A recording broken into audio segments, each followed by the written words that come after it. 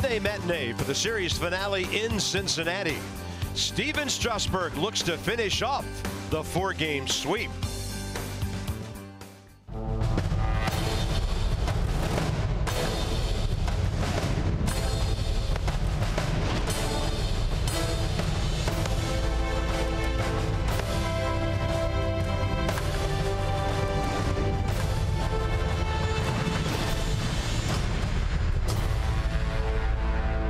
Beautiful day for a boat ride on the Ohio. It's a Monday afternoon matinee. Better day for a ball game if you're following the Nats. These guys are hitting, they're pitching, they're playing very well, and going for a 4-game sweep here in Cincinnati. That's Ray, I'm Bob. It's been a fun weekend, and Ray, this offense has really been amazing. First of all, a couple of pitching notes. Doolittle and Madsen, they'll join the ball club tomorrow in Anaheim. Jacob Turner called up for today. But pitchers' lives easier because of the way this team's hitting. Well, there's no doubt about it. You don't have a team any hotter than this ball club, as we've been able to stretch out and go deep early and often. Here, Bryce, a couple of home runs on Friday night and just hammering the baseball. Everything just jumping out of the ballpark. Loud sounds. And then Rendon on Saturday, 2-run shot, left center field. Gets him on the board with the home runs, and then hanging breaking ball, grand slam, second of the season for him.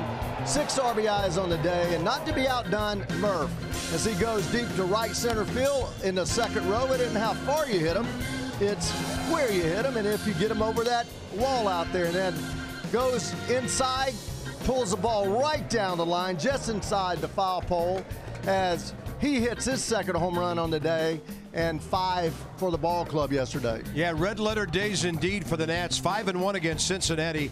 Over 9 runs a game, over 340 the batting average, and 17 home runs in 6 games. Stephen Strasburg has been a road warrior for the Nats. 8 starts this year, 6-1 with a 2.61 ERA, and they're hitting just over 200 against him.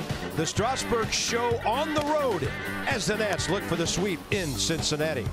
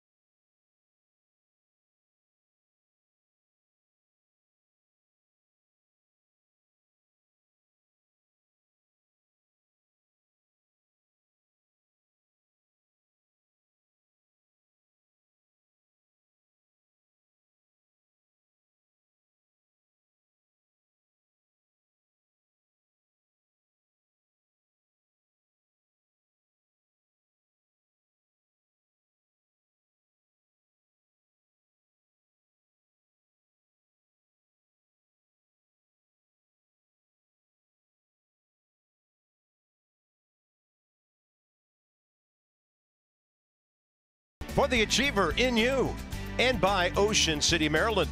Put your vacation days to good use in Ocean City. Book now at ococean.com. Beautiful day over on Fountain Square. A little bit down the hill in downtown. Chris Spire gets the official greeting from Rosie Red. It's 86, humidity 51%, so not terribly stifling here. Intimate crowd gathering here in Cincinnati. And Daniel Murphy, 4 games of 5 RBIs or more this year. Murph is at 7 ribbies in this series. He's 5 out of 8. What else can we tell you? He's 3rd in the league in hits, 1st in batting average, and he's on a 7-game hitting streak. So Scott Feldman has his hands full today. 4th career start against the Nats. 1-0 with a good 2.50 ERA for a couple of different clubs. And Ray, his repertoire starting with that fastball and the cutter. Yeah, he doesn't throw as many fastballs, straight fastballs. He throws a lot of cutters, 70%, curveball and the changeup. Underway with a strike to Brian Goodwin, who had a rough weekend here. Feldman making his 19th start, 7-6, 3.94 the ERA. Brian 1 for 13, couple of walks against the Reds, and that one's back out of play, 0-2 to start the game.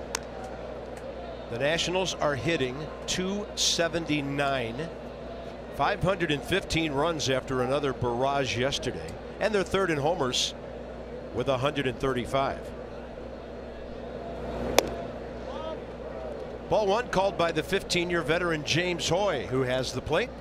Will Little at first, the crew chief Jeff Kellogg at second, and at third Tim Timmons. There's the boss. Target away. And Goodwin to the gap in right center. Long run for Scott Schebler playing center field today. And Brian Goodwin gets the Nats off to a great start. He led off with a double Friday night in the 5-0 series opening win. A little late on his swings last night. There's a ball away. They've been pitching him away the whole series, and he extends, drills that ball to right center field. Easy little stand-up double for him to get this thing started, get this party started. That's what the Nats are trying to do, put some early pressure on the Reds. And the hits just keep on coming in this series. 38 hits in the first 3 games. Stephen Drew has 2 of those with an RBI.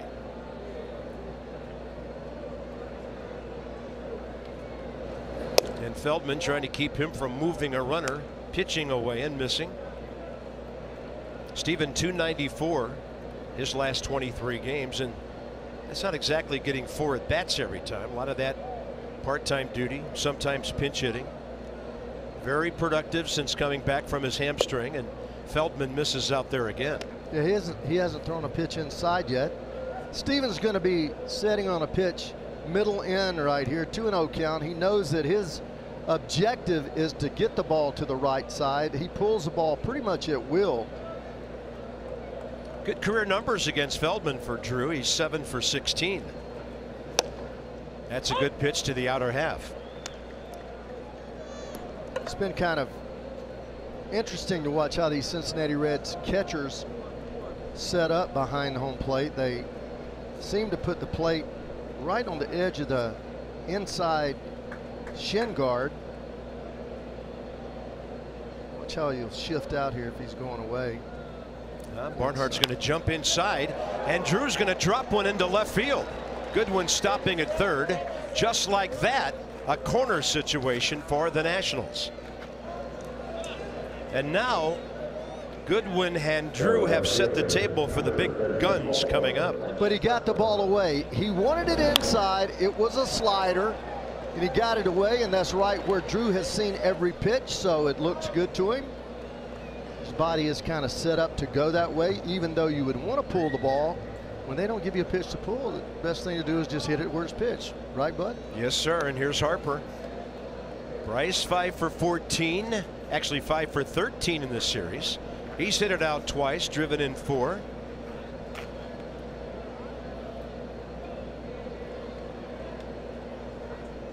And a double off the wall in the 8th inning yesterday kept his hitting streak alive.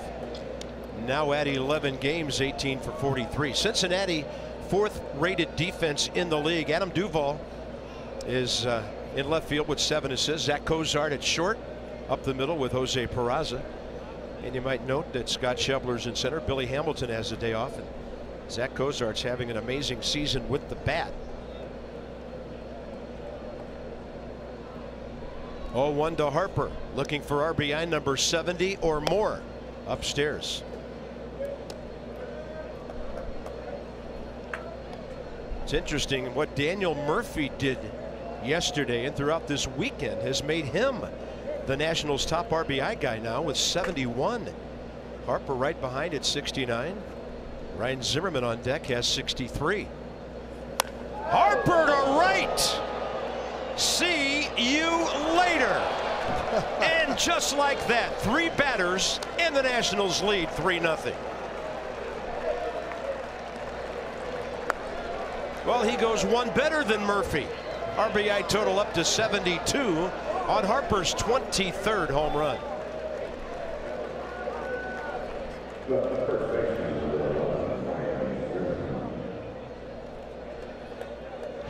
The sequence on Bryce, he went down with a breaking ball, he chased it, then up with a fastball, and then another breaking ball, middle of the plate, a little bit down, but if it's in the middle, it doesn't matter how far it is down. Bryce line drives it once again. He's hitting a lot of low line drives. He hit one yesterday that almost tore that wall down. The ball hit so loudly. Now here's Zimmerman deep to left center, and it's 4-0. And Ryan Zimmerman becomes the all-time franchise leader in home runs. Are you kidding me? With number 235 passing Vladimir Guerrero. It's been a long time coming for Zimmerman. His last home run was over a month ago against the Braves and R.A. Dickey, and that gets that off of his back, and the Nats have a huge first inning. Well, I think today, starting the game early, these guys decided to come out rolling out of their beds hacking. They're swinging at the first or second pitch, getting good balls to hit, and I think we've pretty much figured out that they know what they're doing with it. Here's Murphy, and look out here. So back-to-back homers for the Nats. Is that what you call jumping out to a good start? Simply put, you're correct, and that's the 8th time this year the Nationals have gone back-to-back. Most recent, Rendon and Wieters, June 28th against the Cubs, and that was early in a ball game, 2nd inning. So here's the league's leading hitter in Daniel Murphy, who's 15 for his last 30. And Feldman's behind 2-0, and that's ball 3. He doesn't know what to do with it right now. I guarantee you he's a little shell-shocked. You come off that mound in the bullpen, you have nothing but positive feelings, thinking it's going to be a good day. He has won 4 out of his last 5 starts.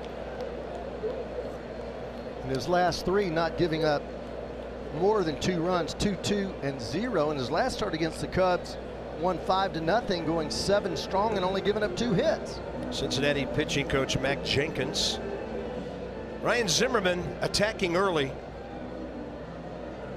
Well, he surely was. Very aggressive fastball in, running in, kept that ball fair easily as he uses that patented inside-out swing, throws the knob right back toward the pitcher with his left hand, doesn't roll over with his right hand, completes the swing with a great finish. And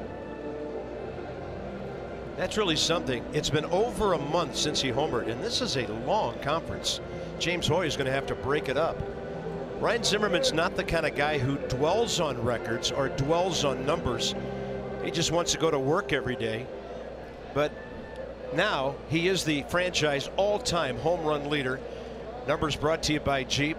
Obviously all the Expos on that list, and now Zimmerman, the National, stands alone. How about that? And now a 4-pitch walk to Daniel Murphy. That was an off-speed pitch, it appeared, on 3-0. Feldman had given up 13 home runs in 103 innings, and he's given up 2 today before he gets even a third of an inning. Now murderer's row continues with Anthony Rendon, who is 7 for 11 in this series, and he's on a 10-game streak. Yeah, that murderer's row is starting to be apropos, isn't it? You see these guys. I mean, he's only thrown 16 pitches. A double, a single, 2 home runs and a walk. 17 for 36 for Anthony. That's a quality strike to the inside edge. He's 1 for 6 career against Scott Feldman. He just changed his arm angle. He dropped down a little bit to get some sideways movement on that ball. Normally a high 3/4 delivery. That was almost sidearm there, as he did get some batter side run to it. Breaking ball way outside. Tucker Barnhart able to block it forward. Nowhere for Murphy to go. Counts even 1-1. Now the Nats have hit 137 home runs, and the Reds have given up the astounding total of 158 in this, their 92nd game of the year. That's the most in the National League, also the most runs at 496. Thanks to the pounding yesterday, the Reds now have the highest ERA in baseball at 5.21, higher than Baltimore, and they gave up 8 yesterday. Target away on 2-1. Rendon, little flare to left, and everything's going right for the Nationals right now. 2 flares to left have fallen in by Drew and Rendon. First and second, still nobody out. And for Anthony Rendon, 11 games on the streak. Up. Anytime the ball is up, you've got a chance to fight it off over the infield. That's why they tell you to keep the ball down. And Murph, good jump, ball right in front of him. No way to advance to third on that, but nice base running, very aggressively. First inning in the bullpen working with Asher Wojciechowski. Here's Matt Wieters, the number 7 hitter. Matt's had a good series. Didn't play yesterday. Jose Lobaton did. He hit a 2-run homer. Wieters 3 for 8 with a walk, and he's on a short 4-game hitting streak.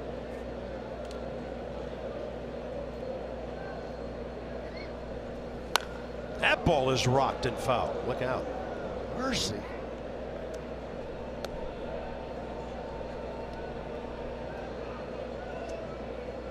He's having one of those days, Bob, that when he tries to make his pitches early, he's missing. And then when he gets behind, it seems that the ball is right center cut. And then the 2 balls that have been hit in the outfield bloops were pitches that were just up. That ball bounces way out in front of Barnhart. I would say he's not real comfortable right now.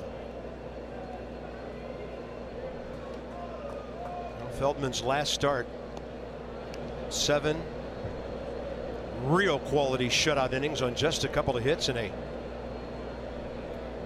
win against the Cubs. In fact, he's gone 7 twice in a row. Wieters out to the gap, and that ball takes off. Requires a great play by Scooter Gennett, who falls, and now it's going to be a run scoring from second on a sacrifice fly. Murphy coming in.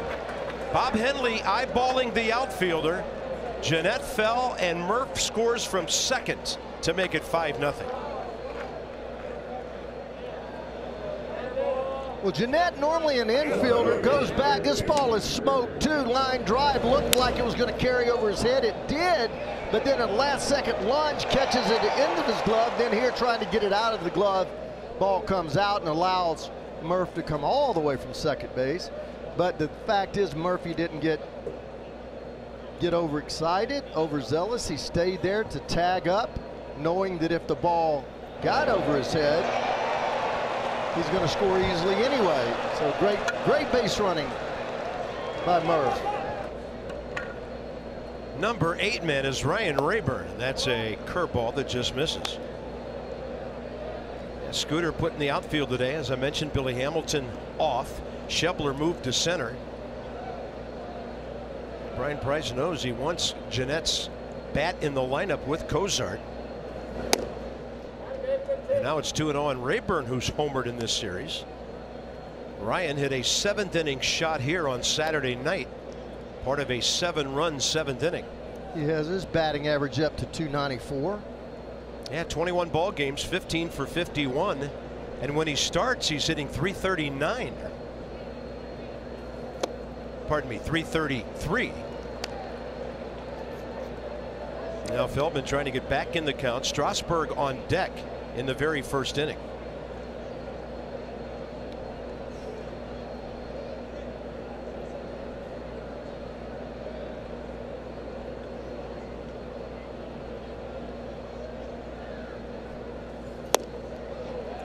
Two and two. That's what he tries to get you to do as a right-handed hitter. He starts that ball with a sideways movement into the right-handed hitters. He tries to get you to swing at bad balls that appear to be strikes. Both of those pitches moving off the plate several inches.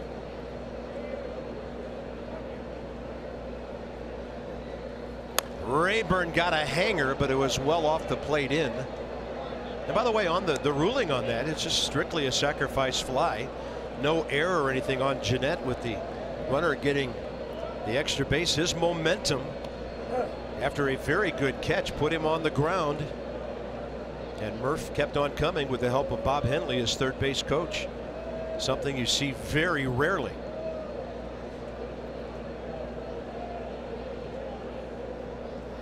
Two and Rayburn stays alive.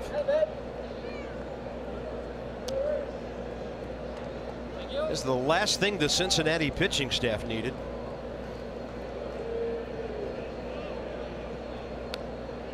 And our skipper. I mean, how many buttons do you have to push and levers do you have to pull or push when the team's hitting like this? Not many.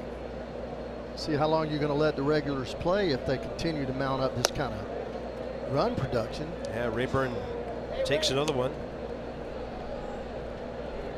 I mean, although this game's starting at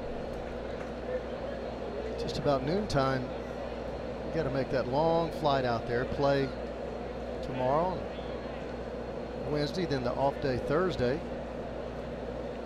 Takes its toll. 3-2, runner going, and Rayburn a fly ball to right.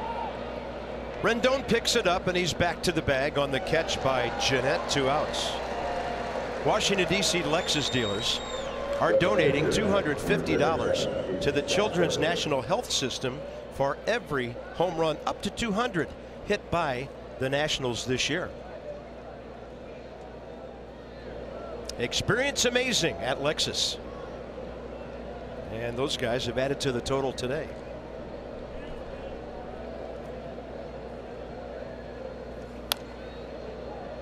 And this one popped up to the right side. Now that's a professional at bat by a pitcher that just got a 5-run lead in the first inning. He's ready to swing and get back to work. So Bryce Harper, a low liner out of here, his 23rd. Back-to-back goes Zimmerman, and Ryan has now hit more homers than anybody in the franchise history.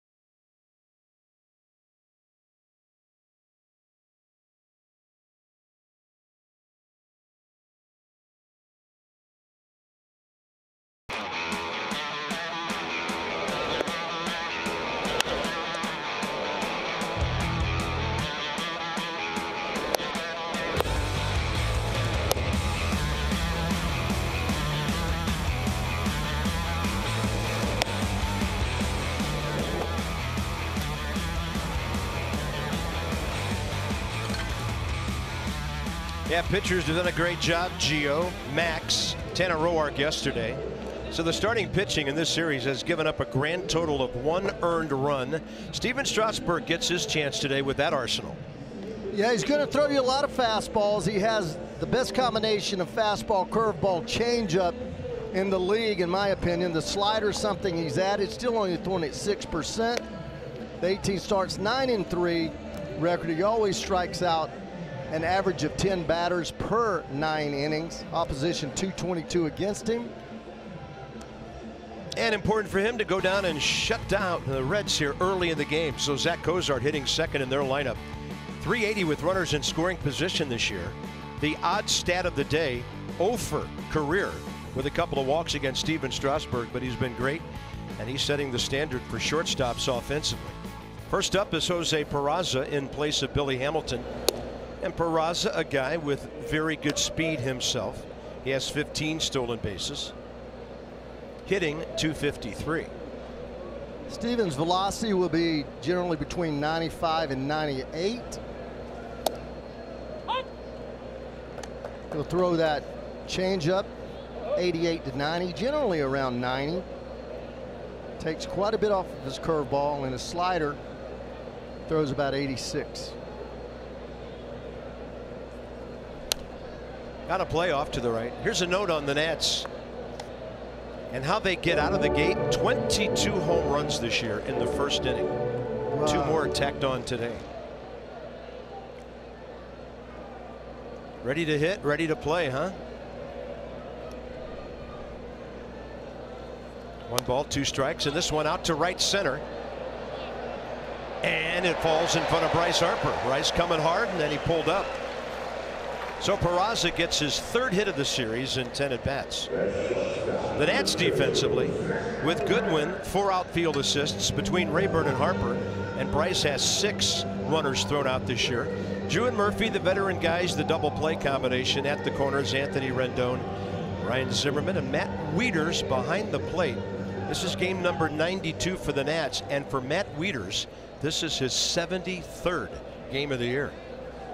Bob, something right there. You got a 5-0 lead. You got the second baseman going out, 2 of your most valuable players. It is wise to pull up on that ball and not have a collision. Yeah, there are times to sell out, but not there. Zach Cozart, couple of walks, 0 for 5 in this series. And Strasburg does a good job of jamming him with 95. The Reds are 5th in the league, hitting .258, 6th in runs, 6th in homers. And their speed factor goes down with Hamilton out of the lineup today. They're 2nd by 1 to Milwaukee in steals in the National League.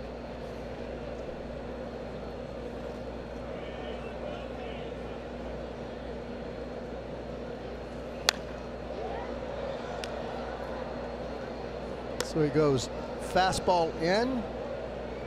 He hits to the right side. He goes fastball away. He's late on that one.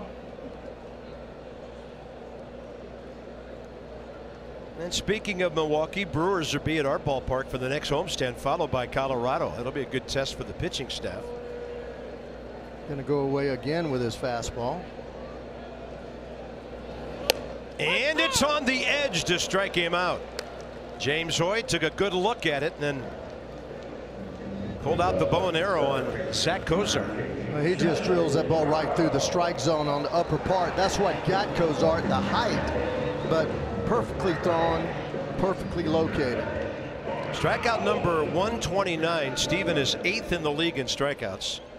He'll get into the top 10 today in innings pitched as soon as he gets about 6 or 7 outs. And he's also 9th in opponent's batting average at .222. Joey Votto's 4 for 13 career against him. Well, as a hitter, Steven's the last type of pitcher you want to face. He's power. He has the ability to throw breaking balls for strikes, a curveball that falls off the table.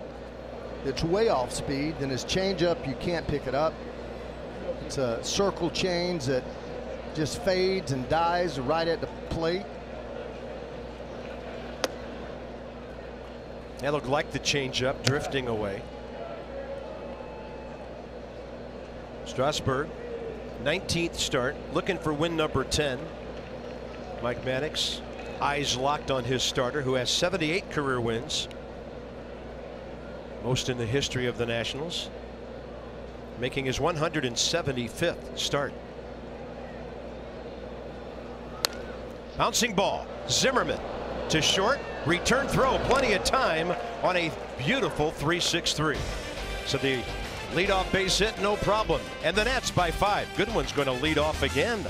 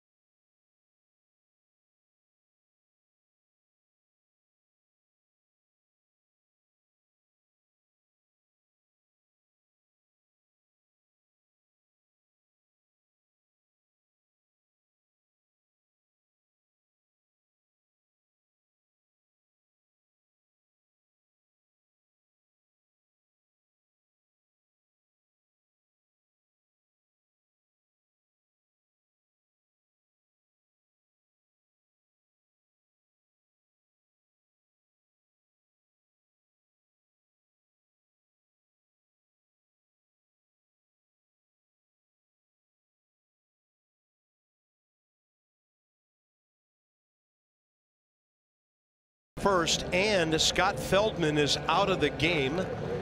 We'll wait for word from the Reds on something other than the result having to do with that. So it's Asher Wojciechowski now. He's a 28-year-old right-hander, originally from Hardyville, South Carolina, pitched at the Citadel, originally drafted by the Blue Jays. And this year for Wojciechowski, it'll be his 9th appearance. He's made 4 starts. Rather hittable, 27 hits in 24 innings, but 24 strikeouts. Yeah, he has a good fastball, and he has a tough time getting the ball to the corners of the plate. When he gets hit hard, 287 batting average against, he just gets the ball middle of the plate. That's kind of what most of the pitchers tend to do. Bryce, little stat cast, hanging breaking ball, and he hits a line drive just 23 degrees high, 105 miles an hour, 106 miles an hour, 356 feet, and fastball running in, 98.6 exit, 23 degrees also, 391 feet. Couple of first row homers, and they count as much as the upper tank, don't they? Here we go in the second inning, and StatCast, of course, powered by AWS.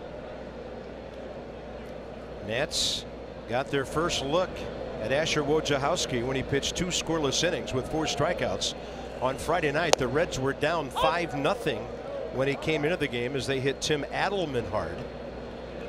So second time around for the Nats seeing this guy. And Goodwin got the game off to a fantastic start with that double last inning. He's looking hitterish today, and he's way out ahead of that. And by the way, in this series, all 4 games now, Washington has had a 5-0 lead to start the day or the night.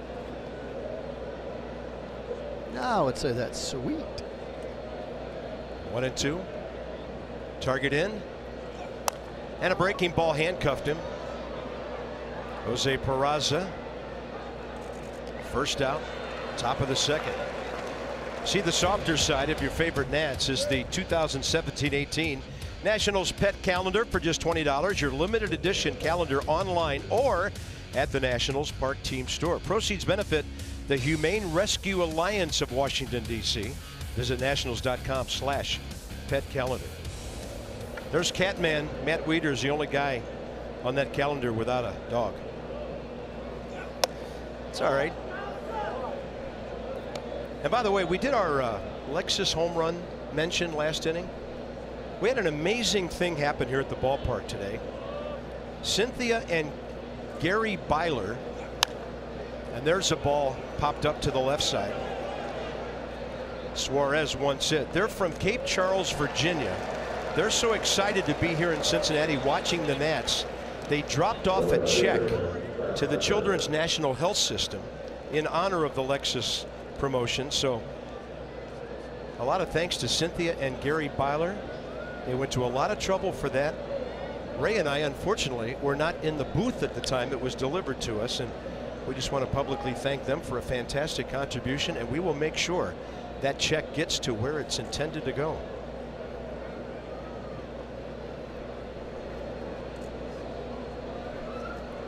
Bryce Harper now in this series, 6 for 14, 7 RBIs, and it's a pop-up fest here in the second. Off the shift. That's going to be caught by Zach Cozart over there, and that's a pretty quick 1-2-3.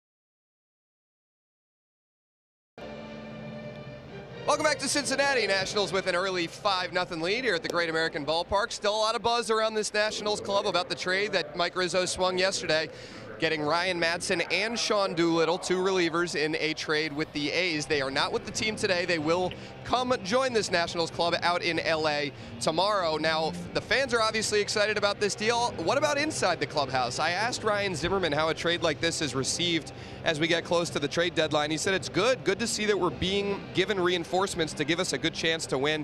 He said not to speak negatively upon our relievers because they're our teammates and friends, but this obviously lengthens the bullpen. It puts guys like Matt Albers, Enny Romero in the 6th, 7th inning, really shores up that bullpen in a variety of ways. They're excited about it, guys. All right, thanks, Dan, with our Coons.com sideline report. When you're talking cars, you're talking Coons. Ryan told me this morning he hasn't seen a whole lot of the former UVA fellow Wahoo, Sean Doolittle, in about 10 years because Sean's been in the other league. But Ryan was a junior when Doolittle was a freshman at the University of Virginia. And he'll be welcoming an old acquaintance back to the ball club, and that'll be very nice. And a total retooling of the middle to latter part of the game as far as the bullpen goes. This is Strasburg against Adam Duvall, bottom of the second. 1 ball and 2 strikes. So let's play with this a little bit. We talked about this yesterday, Ray Knight. A lot of lefties with Doolittle's addition. Perez, Romero, and Grace have been solid. Then you have Ryan Madson at the right side there. That's if you have all 8 of those guys. Yeah, I don't think that I can recall a team that had 4 left-handers. That is really something special. It's unusual. I mean, if you have 2 good ones out there, you're very fortunate. Yeah. But all those guys on the left side have been pitching well. Matt Grace obviously has pitched exceptionally well in 9 of his last 12 outings. he's put up nothing but zeros, and you know that Perez is going to be the matchup guy. Ennie is coming on strongly, and Doolittle moves right to the top of that list as far as a back of the rotation, back of the bullpen rotation guys, the 8th inning.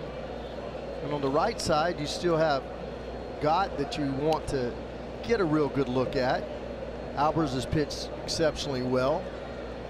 And then Blanton looks like he's starting to come. And then you add Madsen. So I don't know how they're going to go differently. Wieters retrieves the swing and the miss that got behind him. And he throws out Duvall. So here's Jeep inside the numbers. Ryan Madsen, mainstay of those Philadelphia teams. Jason Worth, of course, knows all about him. They were such great winners. And Doolittle, an all-star, as recently as 3 years ago. And there may be times, now this is if the Nats don't pick up someone else to be the closer, and that still could happen. But if you're, let's say you're facing the Braves and you need somebody in the 9th inning against Freddie Freeman, maybe Doolittle gets that call. We'll see how it all shakes out. Strasburg's second strikeout, plus he has the double play ball. And you know, the footnote on Matt Grace is he saved the first 2 games of this series, his first 2 big league saves. So one of those guys from that left side doesn't make the cut, it'll be strictly because of numbers and not based on performance. They've all been pretty good. 1-1 to Scooter Gennett. Well, the big thing that's going to happen, you get guys that I keep hearing people say they're not legitimate closers. They're not people that are closers. Well, my opinion is a closer is a guy that can get 3 outs. It doesn't make any difference if you're doing it all the time. They all have had experience in that spot. And if you look at the strikeouts to innings pitched, they miss bats. So if you miss bats, you can pitch in that 8th and 9th inning. Neither one of them walk people, especially Doolittle. Doolittle has like an 0.6 walks per 9 innings. There's a busted bat, and Zimmerman has it. Yeah, a lot of riches Ray to choose from, and as we mentioned when we first came on camera today, the Nats have recalled Jacob Turner. That's Blake Trinan's roster spot, with Blake being part of that trade, along with young Jesus Luzardo and Sheldon Noisy. And want to make sure that we correct the pronunciation of Sheldon's last name. It is Sheldon Noisy. And he, along with Jesus and Blake, heading to the Oakland organization, and we wish them all well. And we really hope that Blake Trinan can find a way to thrive in that big ballpark out there in Oakland, because if he throws that sinker like we know he can, he's going to get a lot of double plays and 5-4-3s out there.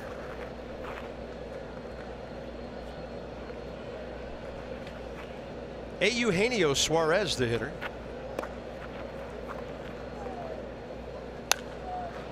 I have the feeling right now that I'm sitting next to a manager who's jotting some things down, because I'm looking over at you, and I think you're back to your skipper days, and you're feeling like I've got a really solid bullpen right now, and yeah, you're playing with the combos, aren't you? I am. It's hard to get away from that, Bob.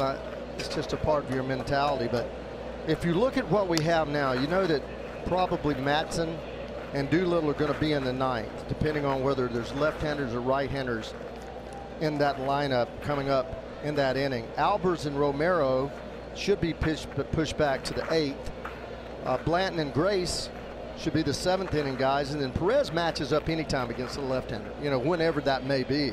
Yeah. And then Gott's the other name down there. We're not sure if he's going to get a shot at riding himself. That ball is well hit to right center by Suarez, and the outfielders can only watch it as it flies over the 370 mark. His 13th of the year, 12th given up by Strasburg, puts the Reds on the board. Eugenio Suarez in 6 at-bats, first career hit against Steven Strasburg. Mercedes-Benz on the pitch cast. Tried to get the fastball in, and it didn't get in there. Starts it on the inside, stays on the inside corner. He inside outs that ball. Most people will try to pull it, but really good hitters can take the middle part of the plate and put right center field in play. 0-2 pitch, too good of an 0-2 pitch. We talked about that time and time and time again. You get 0-2, you take the plate out of play. You expand it a couple of baseballs wide, 6 inches or so. You go to the bottom of the strike zone, or you elevate. You just take the plate completely out. That white does not even compute in your mind anymore. And we've seen that happen a couple of times, several times this year, mostly with relievers.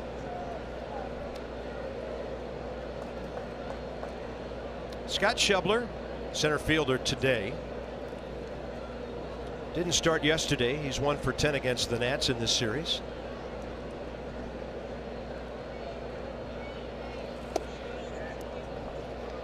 Looks like Stevens still trying to get a feel for that changeup. He's had a couple of them miss the outside edge by I don't know, 8 to 12 inches.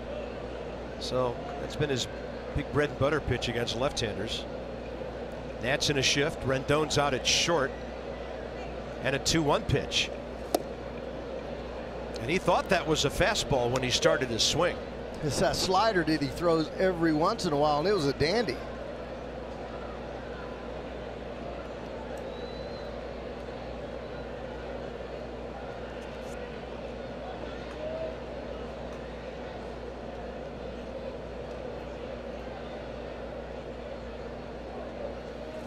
And he blows him away with a high heater at 96.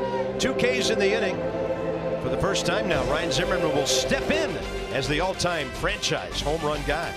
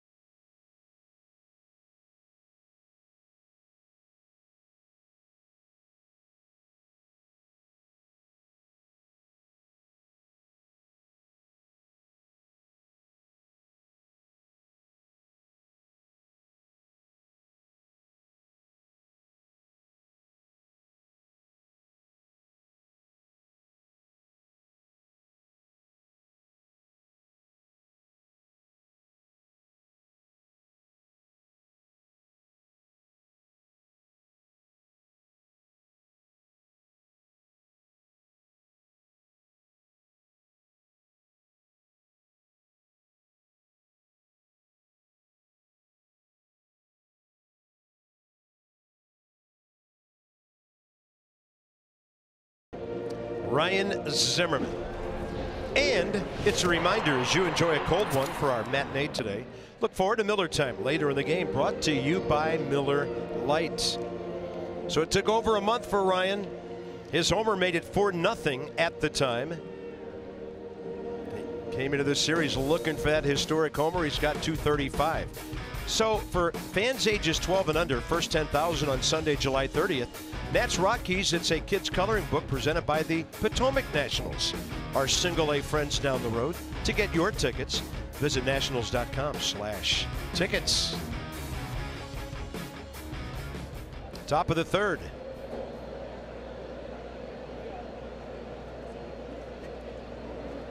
Ryan Zimmerman hit a fly ball against Wojciechowski when they met on Friday evening. Wojo, he's throwing the fastball the first pitch, and then he'll throw that little slurvish slider, and then he's gotten 2 out of the first 3 outs in that second inning on changeups. Target in and well inside.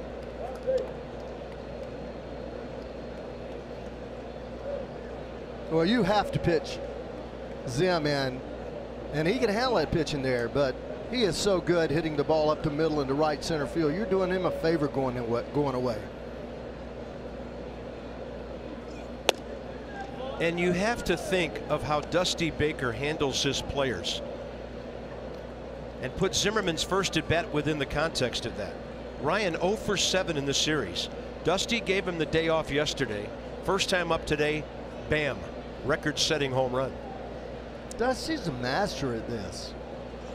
I've not seen, in all the years that I've been in this game, a manager just scheduling days off. You know, always you'd ask a player, how do you feel? How do you feel like going tomorrow? You know, Dusty is something that he presets. 3-1 to Zimmerman, and this one high in the air on the right side. Long run for Joey Votto, and he was very emphatic, calling Tucker Barnhart off the ball. Daniel Murphy, an amazing day yesterday with a first inning 2-run shot and a 5th inning 3-run homer. Got the fastball moving away from me, hits it to right center, then got the fastball down and in, and wrapped it around the foul pole. It's not so much in.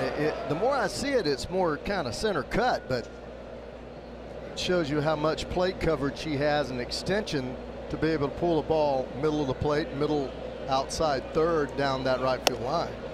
And this whole RBI thing, not to be overlooked when it comes to Daniel Murphy, who drove in 104 last year, and now he has 71 batted in. When does a guy who's leading the league in hitting ever do that? Not very often. Not very often. Those guys normally drive in 70, 80 runs. Big time home run hitters. I mean, an amazing series here. But they're going to hit 280, you know. You have too many people hitting 347. Harper, Zimmerman, Murphy, Rendon. Name of 4 in all of baseball. Better. That's on the edge. Murphy just spit on that pitch. And now he really goes to work now with a count of 1-2. He's walked twice in the series, along with that 5 for 8 that you saw. And Murphy was not in the lineup Friday night, coming off the All-Star appearance. He's raised his batting average 6 points this weekend. And you won't see that very often. He strikes out for only the 34th time this year. Anthony Rendon, the hottest man on the planet, as he goes deep on Saturday night, and then the grand slam the same night, and then yesterday went deep again. And this ball, that was scorched. It went down that 17th row back there, just around the foul pole. Line drive, didn't look like it got about 10 foot higher than the fence and carried all the way back into that deep corner back there. And thanks, Dan, our own Dan Coco, letting us know that just now Anthony Rendon was named the National League Player of the Weekend, which qualifies as Player of the Week because of the All-Star break. So all right. Pretty good when you're going to win that award in 3 days. Well, I guarantee you don't win it unless you do some serious producing. You know, it might be just 3 days, but you can't play better than this guy's playing. He is playing as well as any baseball player in the league. Defensively, offensively, runs the bases great. The power, RBIs. 2-0 pitch with a target outside, and that's way out there. Here's the other thing about Anthony Rendon, and we've talked about this numerous times this year. 51 walks, 9th most in the league, but that's 3 times more than he has struck out.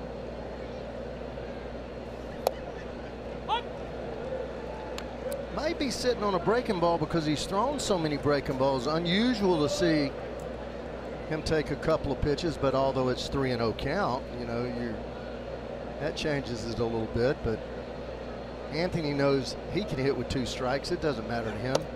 And he'll go to first. First base runner against Asher Wojciechowski in his 2 innings. That'll bring in Matt Wieters, who hit that sacrifice fly to right center first time, scoring Murphy from second base. when Scooter Gennett made a very good running catch and then fell down, and Murphy kept on coming.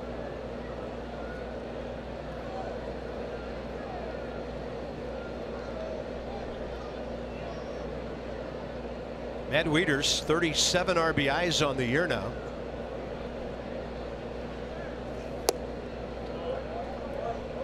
Numbers pretty balanced. Came in today 243 left-handed, 248 overall.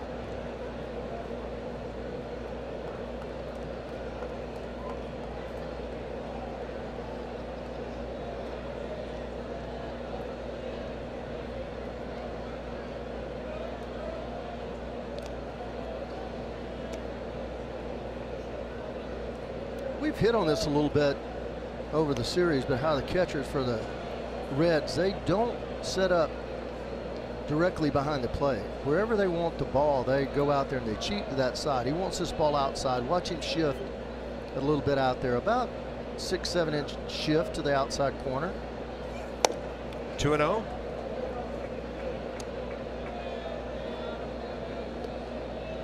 Totally against Davey Johnson's theory. Davey Johnson's theory, he wanted his catcher to set up square behind home plate and let the pitcher's natural movement take the ball off the center of the plate. It's called trusting your stuff, right? It is, and trusting the fact that, not necessarily fact, but most people can't throw it directly straight. 2-0.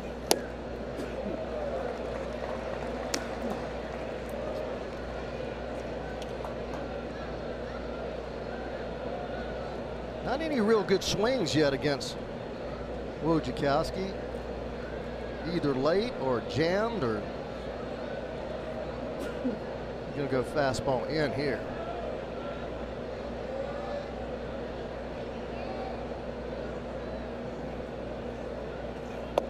And that's well off the plate. He's in danger of walking two men with two outs. Well, he's going to his fastball this whole inning. Prior to this inning, he was going fastball early and then going to the curveball and the changeup.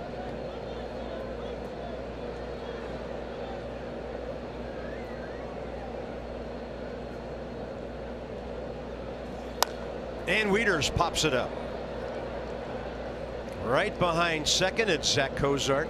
And the Nats are down in the third. Wojciechowski settling this game down for the Reds.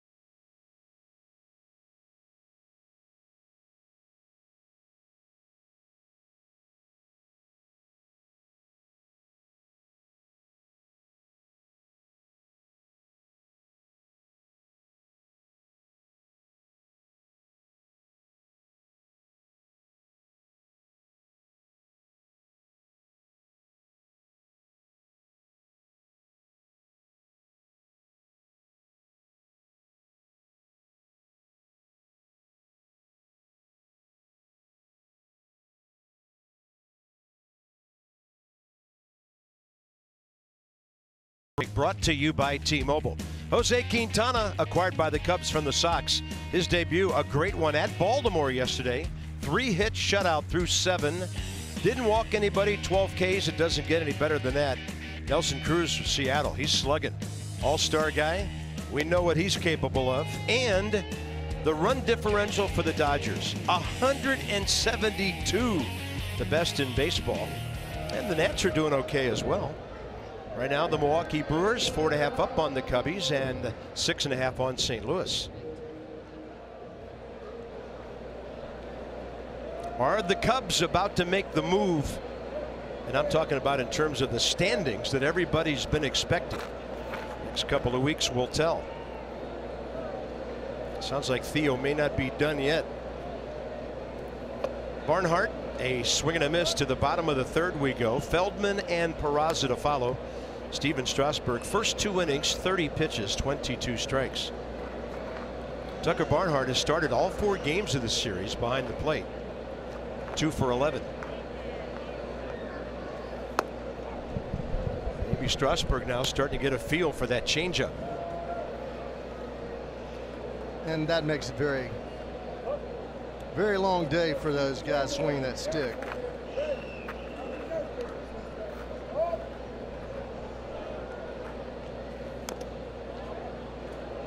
Hey, a lot of off speed to the lefty here.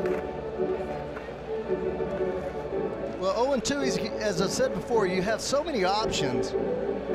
You know you have 3 pitches to even get it to 3-2, but even I've always felt you had 4 pitches, because that 3-2 pitch, if you throw it anywhere near the strike zone, they're going to be aggressive and swing at it.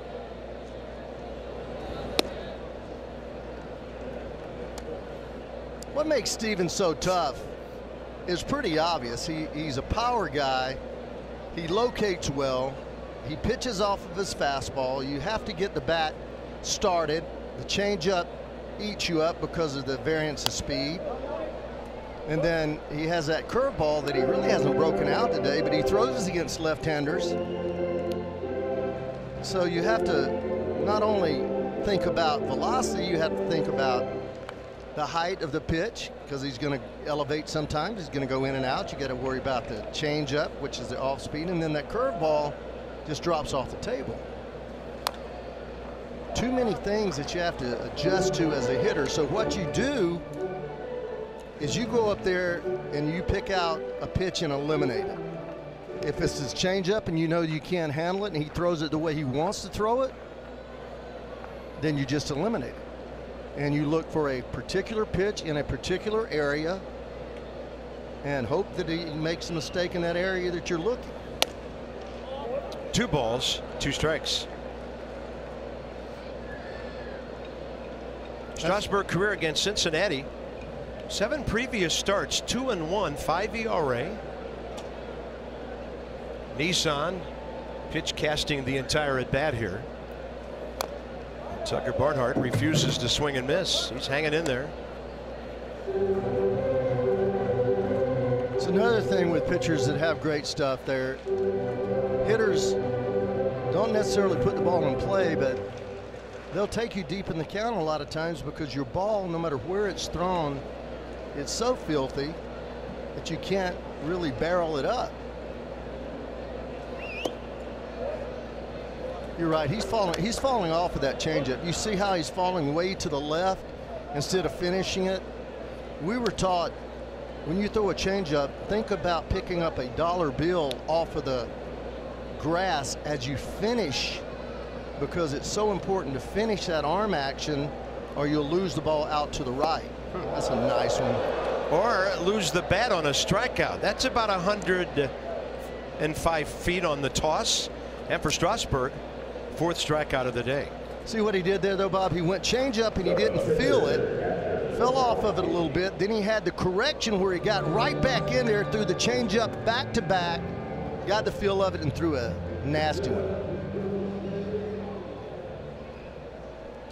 Freddie Benavides getting out of the way of that one. Here's Asher Wojciechowski, who's 0 for 6 as a big league hitter. All of those this year with the Reds. Originally drafted by Toronto, went to Houston in a multi-player deal. Marlins took him off the waiver wire. So did Arizona. Actually signed him as a free agent. They let him go, and the Reds picked him up April 21st of this year.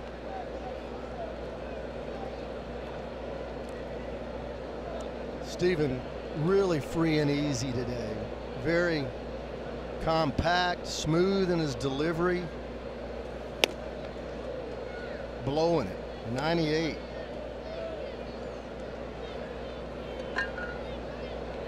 I don't know if there's anybody in the league that gets ahead of hitters more than Steven. 0-2, 1-2.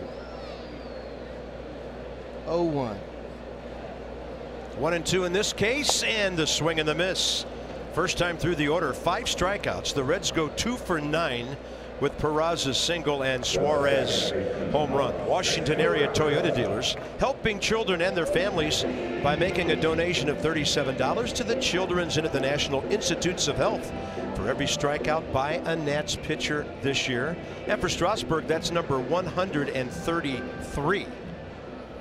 And of course, we started that promotion years ago using Stevens' uniform number as the set contribution rate.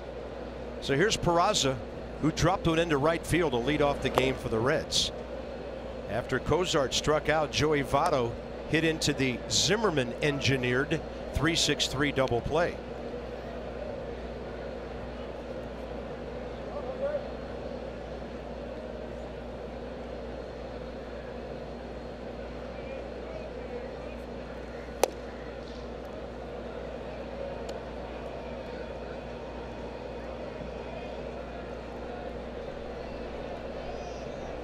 Rendon even with the bag at third.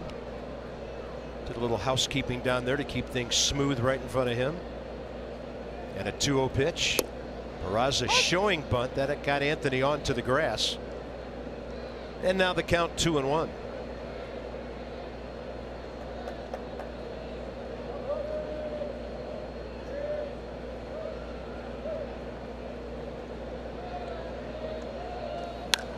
This one to right, pretty well hit. Harper backed up and stopped, and he's right there.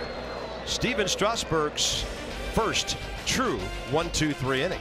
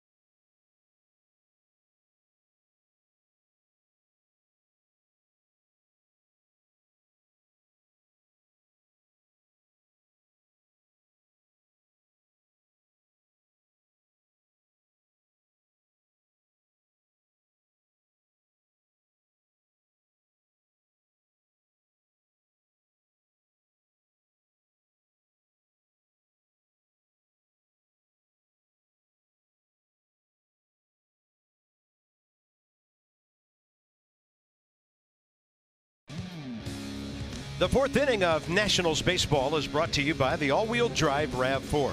Toyota, what drives you? Visit buyatoyota.com for great deals. Staying cool right next to the yard here.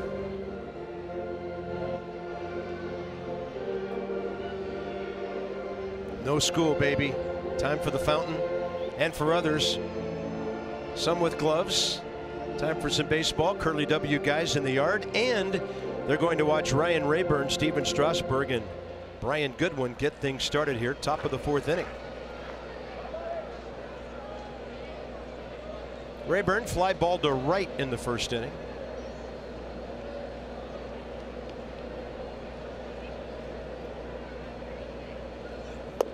First pitch curve well outside. I got a question for you, Bob. It's going to be a hard one now. Okay. Worth is not too far off. You got Rayburn, who's played exceptionally well. You got Heisey, who's played for Dusty 2 or 3 years and is an outstanding player. And he's back. He's had a good 4-hit weekend. So somebody's going to have to go with Worth coming back.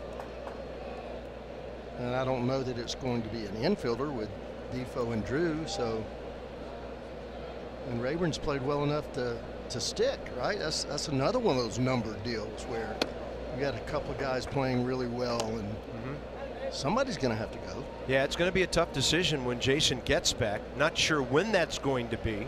And then Trey's coming back within 4 weeks, and then Taylor's coming back. Boy, these are good problems to have, aren't they? They are. 3-0 pitch is in there with Strasburg on deck here in the top of the fourth. Well, Ray, some guy in the Hall of Fame cost you a lot of playing time here. Yeah, he did. All-time hits leader. Just got to battle, and the thing about it,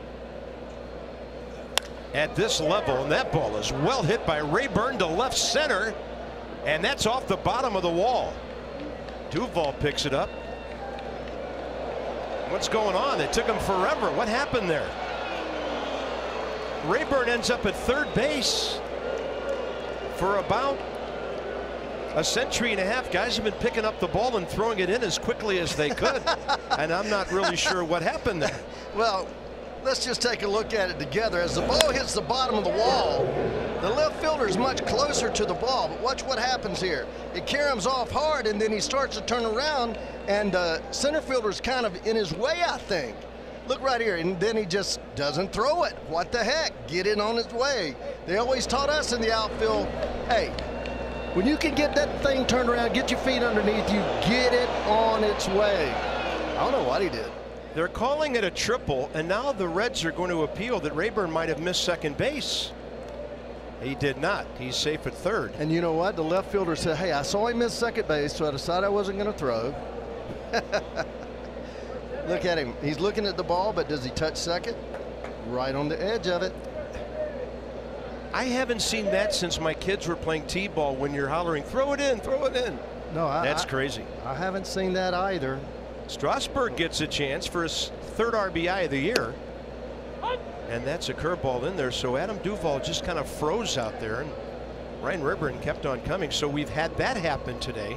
And we've had a guy score from second base on a sacrifice fly.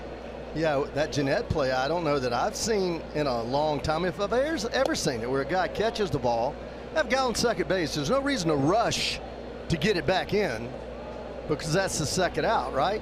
So he catches the ball, gets in a hurry, fumbles it, and then the guy scores from second. So one play with a guy in a hurry and another play with a guy really not in a hurry.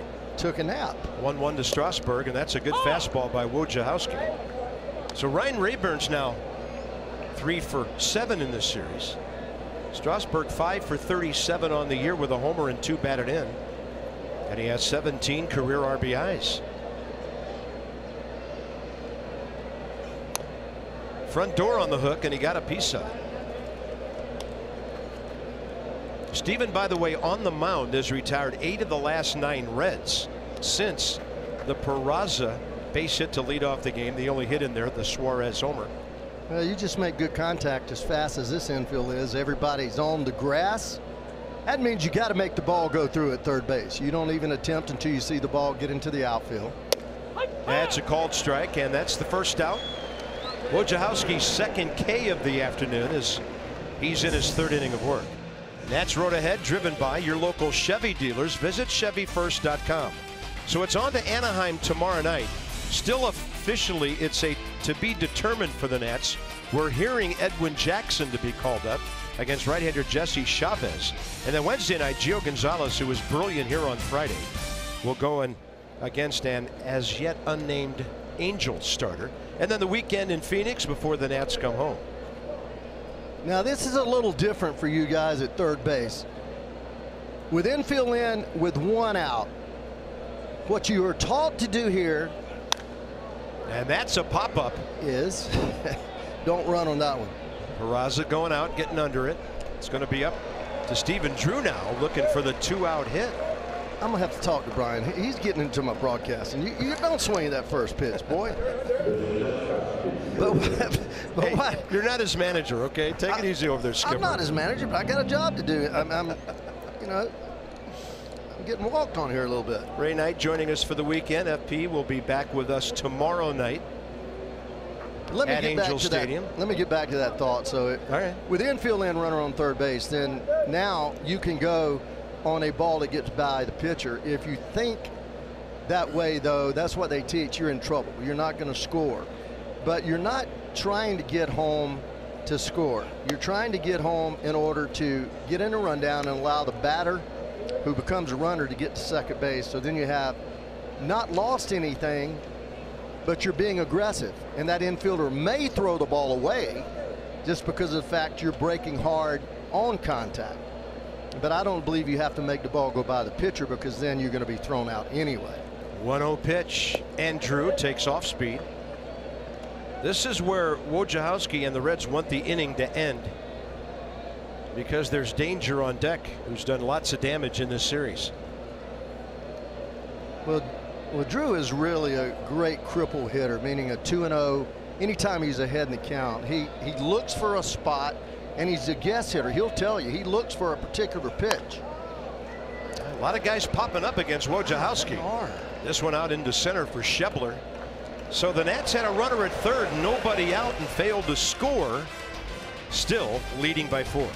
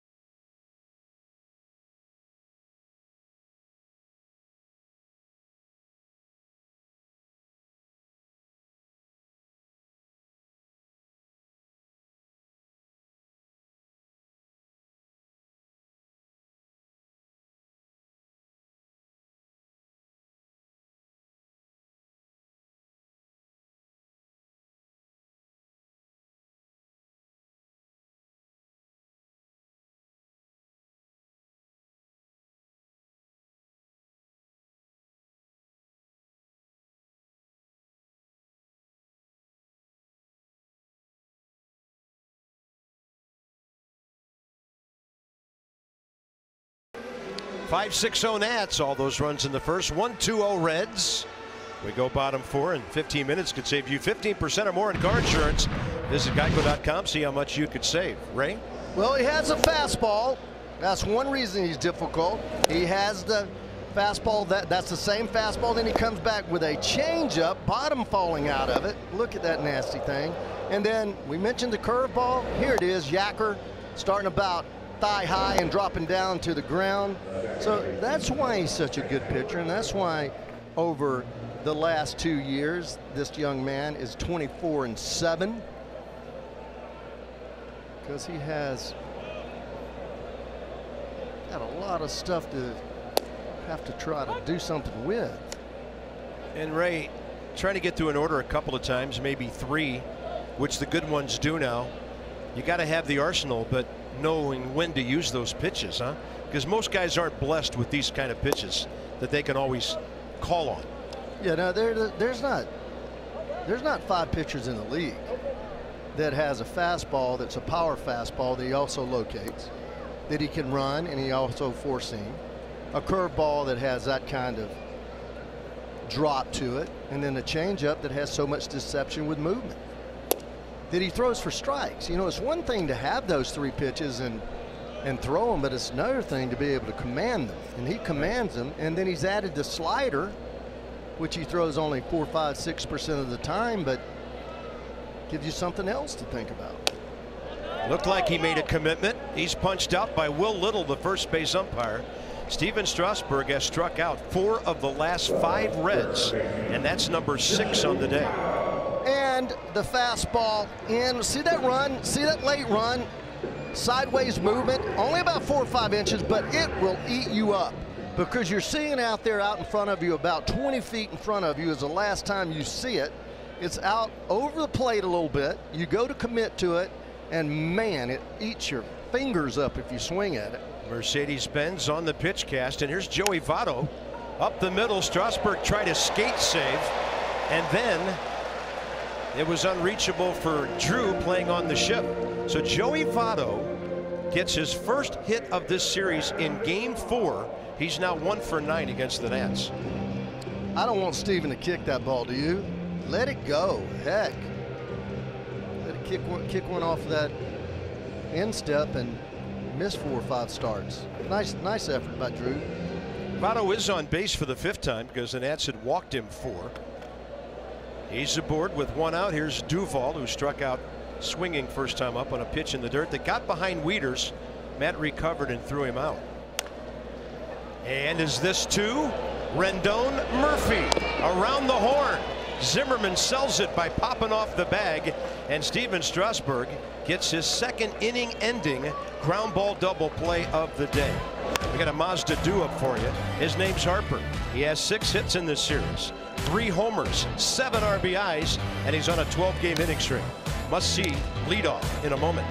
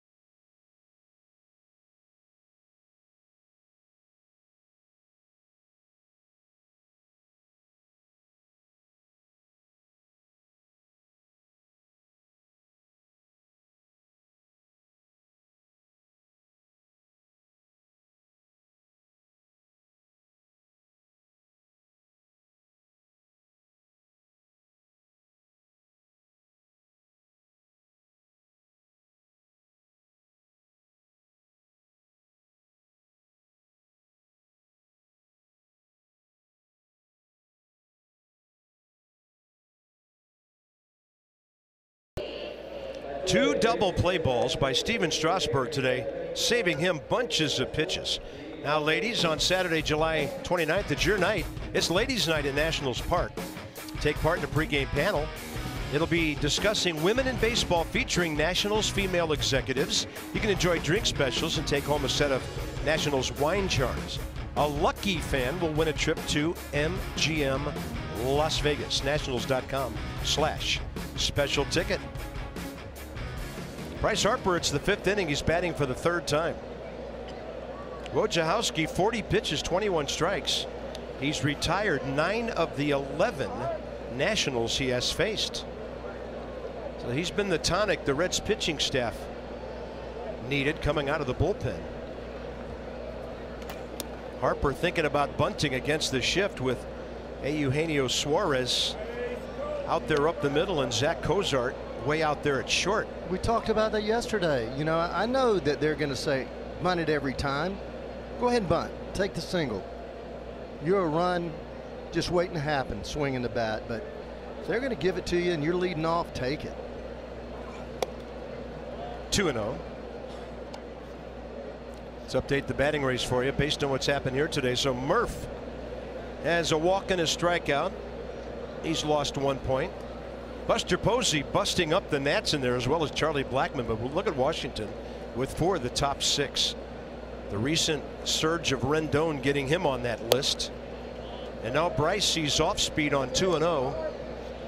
And you got to think the green light is blazing if he sees anything he likes here. He's going to try to trick him, though. This pitch should not be anywhere close. It's almost going to be like an intentional walk. I can't imagine him throwing him a fastball. Unless it's outside. I mean, way off the plate, not a hittable fastball. All right, remember earlier we talked about looking forward to a Miller moment? Oh, here it is. Miller time brought to you by Miller Lite. And it's going to be a record for Ryan Zimmerman, the all-time franchise leader, back in the 1st inning. Fastball in. By ya. No chance. Long, high fly ball.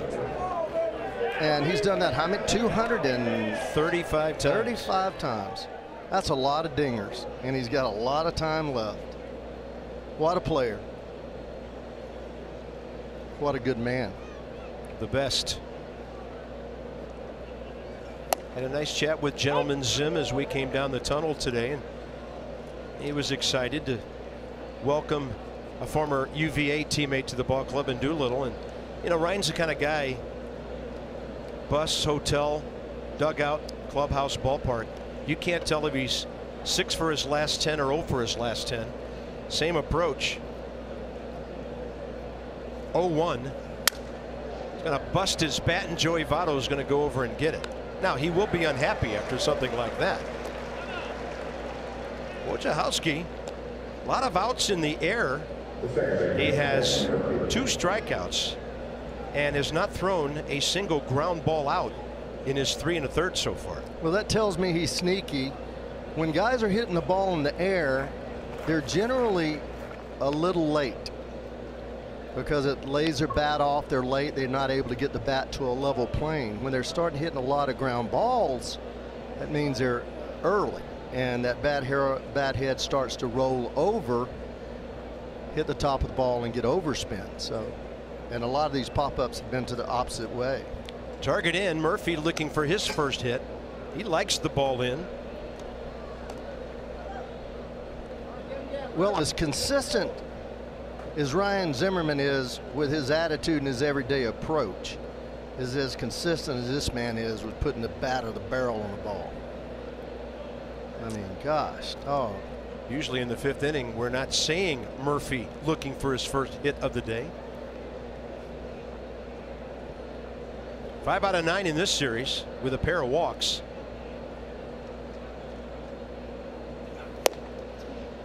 Wojciechowski struck him out swinging last time up, and looking back to James Hoy as if to ask, was that a strike, or would it have been if I had swung? It was a strike, and he was late on it. So these guys, nobody has really squared him up yet. Rayburn did, and in that 4th inning, but all these pop-ups are coming from balls that they're just not quite getting to. See if he goes out there again. Wants it up. Yeah, Barnhart wants it up, and he strikes out Murphy again.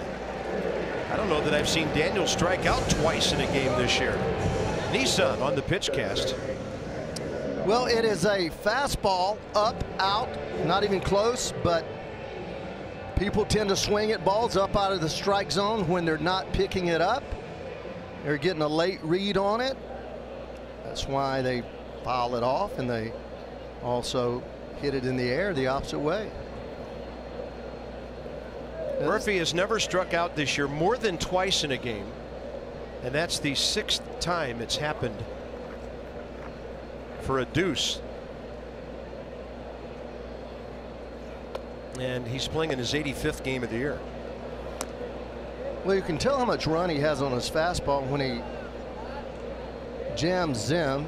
After Zim hit a home run on his fastball the first at bat, he jams Zim big time to first, and then he runs 2 fastballs up and away to Murph. Let's see what he does with this big boy. I know he can hit a fastball. 1-0 to Rendon. Drew a walk last time, and that's well off the plate in ball 2. Yeah, that ball's running 12 inches up. That ball's running 12 inches. The catcher's having his mitt right over the inside corner, and he's having to reach out with his thumb up, catching the ball real close to the hitter's body. That's a lot of run.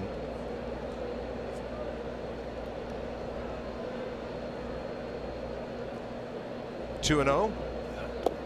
That ball skips into Barnhart's mitt. If you'd like to meet or win a meet and greet with Anthony Rendon, check out MASN Nationals on Facebook for your chance to win. That's facebook.com/MASN Nationals. Barnhart out for a visit. I had a pitching coach, Larry Shepard, for the Reds when I was playing with the Reds way back when. And he thought 3-0 was the best count to run on because he told his pitchers not to even look at the runner at first. especially with 2 outs. Now, we know that Bryce hasn't been running. You don't really want him to run. You don't want him to get hurt. But this is a time that the pitcher pays little attention to you, and you can get as big a lead as you want and take off. Yeah, he hopped off the bag and then stayed. And Rendon's on base for the 3rd time. His on-base percentage is skyrocketing. Started the day at .419. He has singled and walked twice. Into the 2 o'clock hour here at Great American Ballpark in Cincinnati. Ray Knight subbing for FP Santangelo this weekend. Dan Coco back with us today. So Ray, tell Johnny hi for us back in the studio to when you get sure back will. there, and we'll have some late night baseball for you from Anaheim for 2 and Arizona for 3. It's been great having you this weekend, buddy. It's been great being with you, Bob.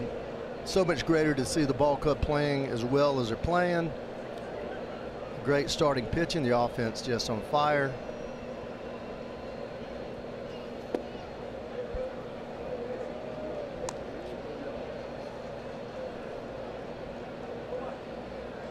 Well, you played here, you coached here, you managed here.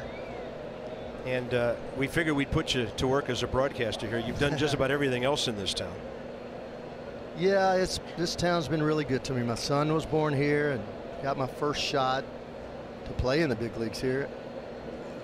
Albeit, as you say, I spent 4 years in AAA waiting for Pete. And finally, waiting for Pete Rose to go in a slump? Waiting for Pete to do something. And then I finally make the club out of the spring training in 77, 78. I only had 104 at bats in 77 and played in like 115 games playing defensively for him. And then 78, he went in that 44 game hitting streak, and I think I had 56 at bats all year. Wow. That's not a lot of bat. 0-2 to Wieters, and he hits it hard. Joey Votto on the one hopper. And this kid Wojciechowski's really done a big time job for the Reds today. He's gone through 4.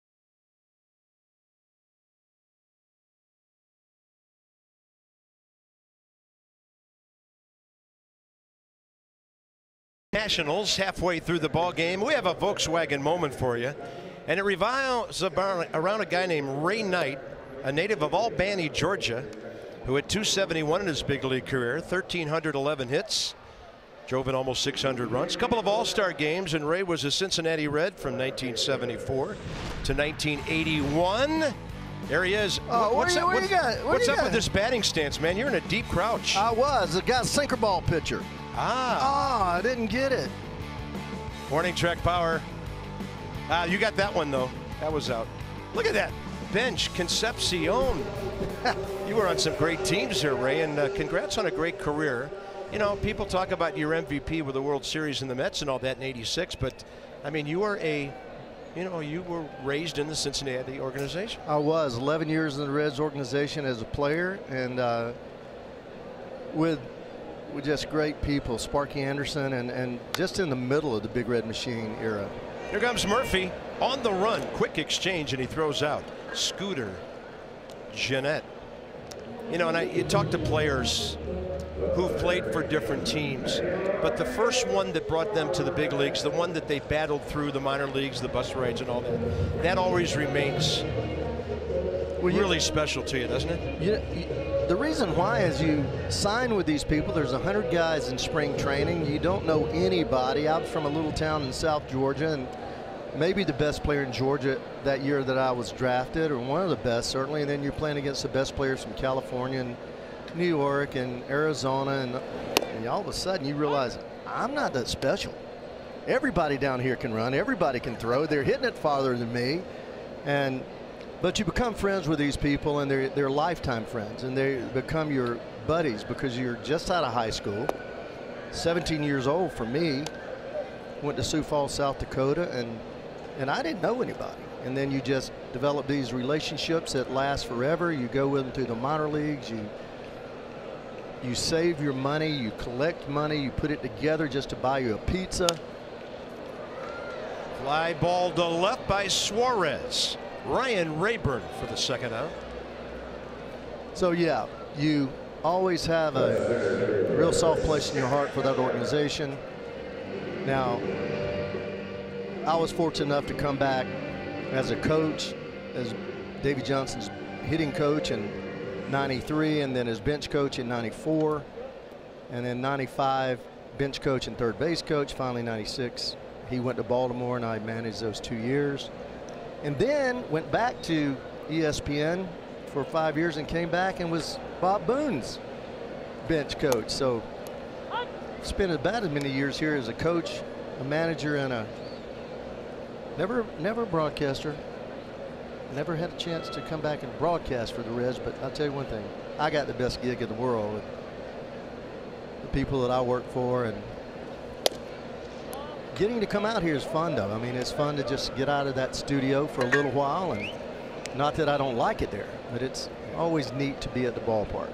That's where everybody loves to be. And Strasburg right now pitching like he likes it. Schebler struck out by Steven first time up. That's low, and the count goes to 2-1. Through 4 innings, Steven Strasburg was averaging about 12 or 13 pitches per. That's Michael Lorenzen getting ready, because they've gotten 4 innings out of the bullpen from Asher Wojciechowski on 56 pitches.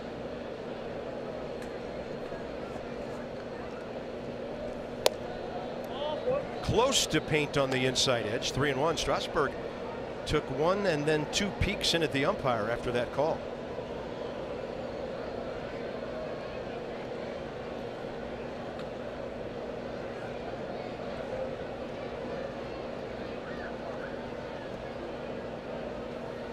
He'll bring in the breaking ball to get back in the count. Mercedes-Benz on the pitch cast. That's what makes him so special. 3-1. He can throw the breaking ball. He can throw the changeup. He can throw any of his pitches for strikes. A guy that's always right around 70% strikes thrown per outing. And because of the shift, that's a base hit.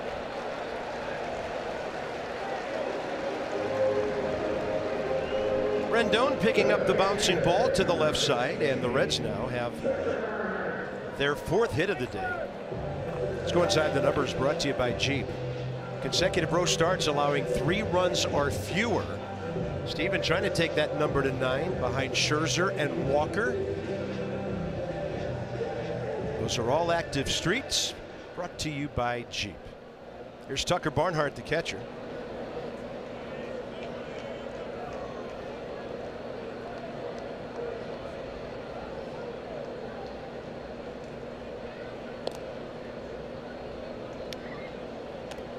Trying to turn the lineup over, get a pinch hitter up in a moment. Nats failed to score in the 4th when they had a runner at 3rd, nobody out. Still quite a ball game here. 5-1. There's Jesse Winker, who will bat for Wojciechowski if the inning continues. There's the changeup.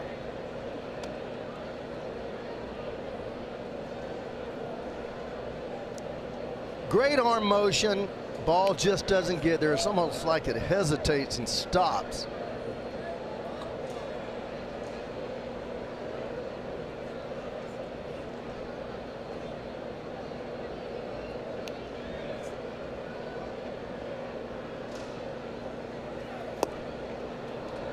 doubles up on it. And that one was really nasty because of where it ended up. Tucker Barnhart struck out swinging first time up. He fouled off a bunch of pitches. That was a 10-pitch AB. Bob, a changeup's a pitch that you can tell the hitter it's coming and him still not hit it, because you're seeing the speed of the arm, and that's what computes in your brain, and the ball just doesn't get there because he kills it with that choke grip.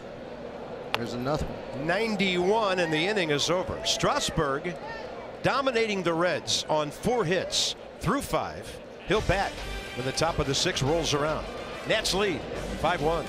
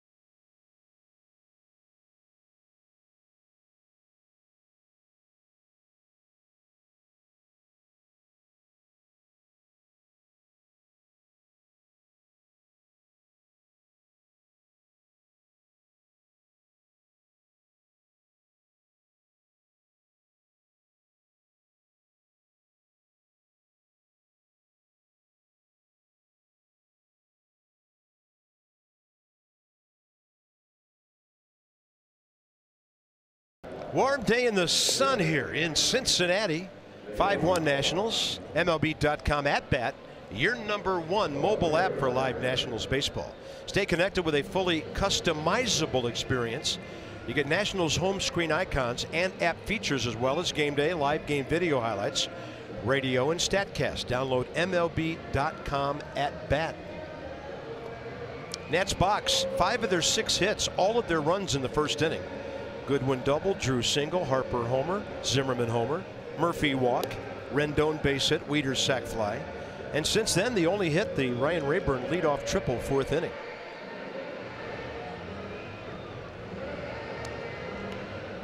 Show him, Dad.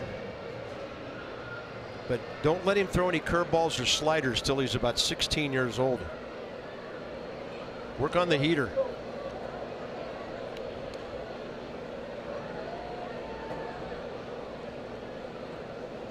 I think Dad's getting ready to fire a few. He's got a grip on things. So here's Rayburn, Strasburg, and Goodwin, top 6. I'm kind of like that. I get a baseball in my hand. I want to throw it, catch it, hit it. Yeah, unless it's autographed and really valuable, you want to go play with it, right?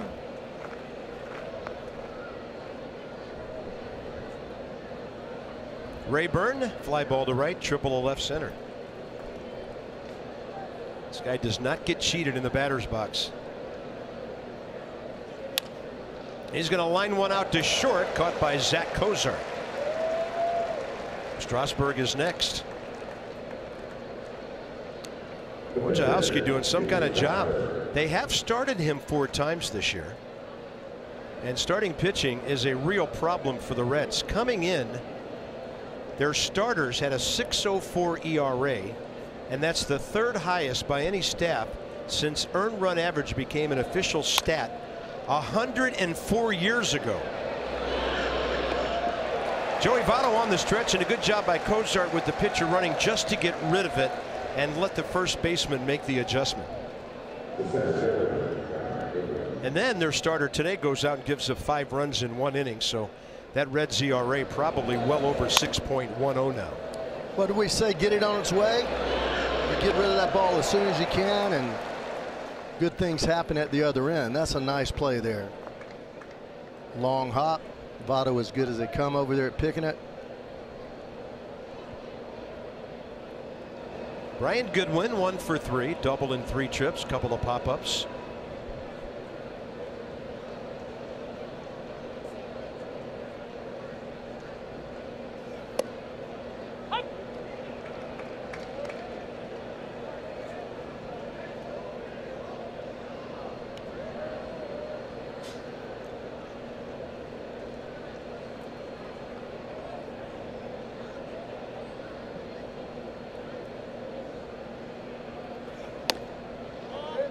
One.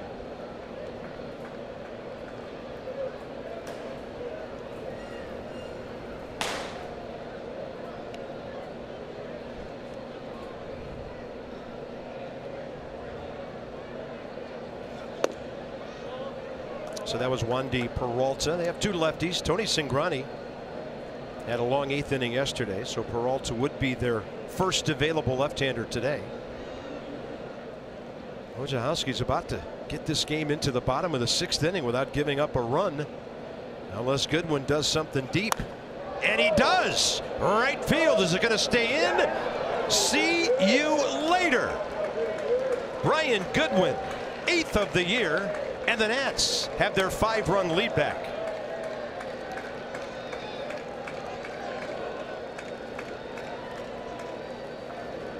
Second hit today. 3rd of the series. How quick did this thing get out?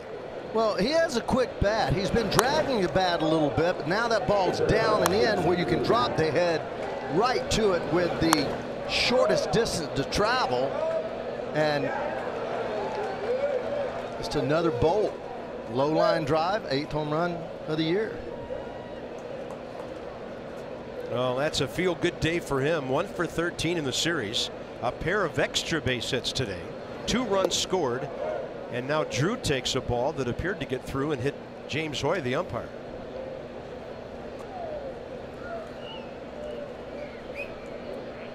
Seven hits today, 5 of the extra base variety, with the 3 home runs, a triple and a double.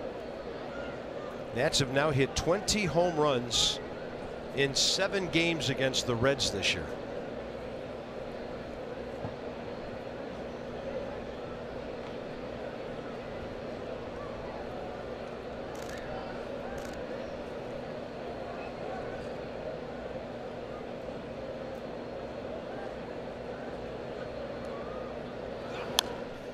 Healthy Hack.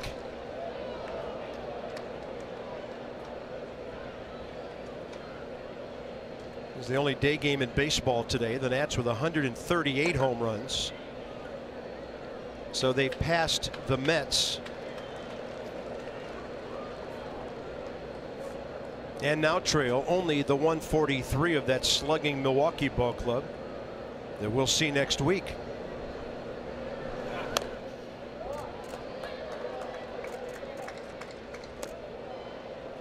In the East, the Nats keep winning. So do the Braves. They've won 3 straight. They're back to 500, playing good baseball. They just had a great weekend against the Diamondbacks.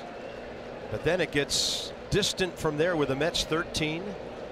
Marlins have lost 3 in a row, 13.5, and then the Phillies.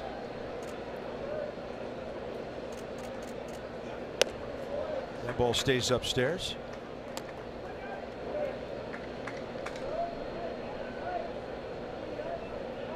Braves hosting the Cubs tonight. Pretty good pitching matchup. John Lester and Julio Teheran.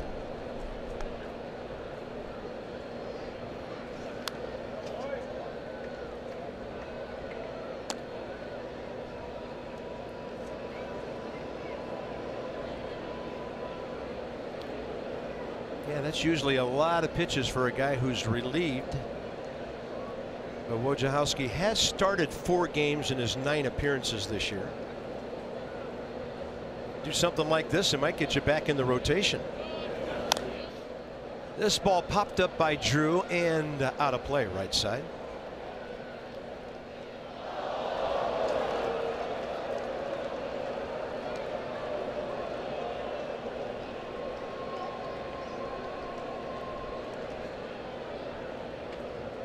Yeah, especially if he throws like this. I've not paid that much attention to him this year. And you see the ball's right on the edge, nothing in the middle of the plate.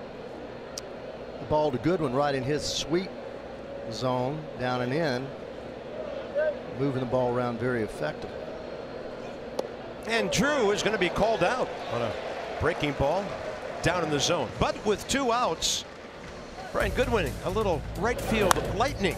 Another line drive home run today. The Nats aren't hitting them high, but they're hitting them deep. 6-1.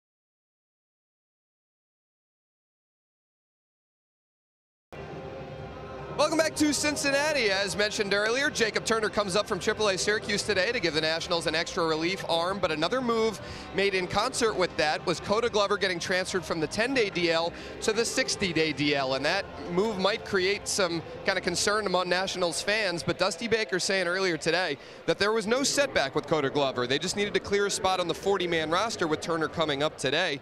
Glover's already been out 37 days. He's currently down in West Palm rehabbing that right shoulder, so he'll only need to miss another few weeks before he could potentially be eligible to rejoin this Nationals club. We'll have to monitor Koda and see how he comes along, still taking things pretty slowly, but no real added concern there with Koda Glover going to the 60-day, guys. Just a transactional move.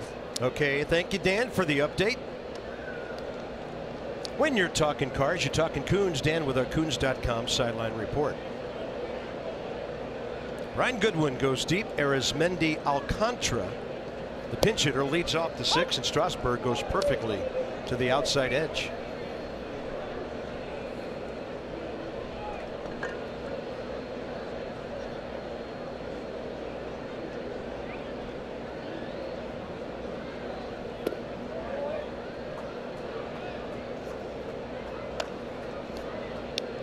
In the series, 0 for 4 for this switch hitting infielder outfielder.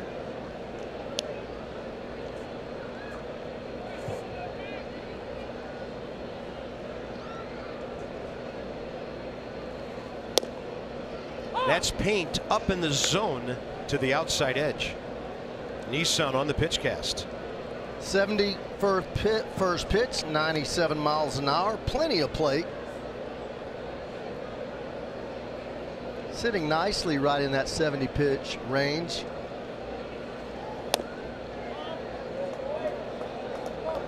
That didn't miss much. Asher Wojciechowski, by the way, gives the Reds 5 innings, 1 run, the Goodwin homer on 2 hits, walked 3, struck out 4, 70 pitches to get through those 5. And that kind of effort when you're way behind can save your bullpen for a couple of days. Steven Strasburg pitching like he doesn't want the bullpen to get in the game. 8 strikeouts on the day. Second time through the order, they go 2 for 9. Well, it's not fair when you throw 5 fastballs and then 3 and 2 you throw a hook. But he's always had that confidence and the ability to throw strikes with all of his pitches. That makes it Not very much fun for hitters. National starters in this series: Gio, Scherzer, Roark, and Strasburg, giving up a total of 2 earned runs. Harper has it near the line, a quick second out. Jose Peraza 1 for 3, and Zach Cozart next. He has struck out twice.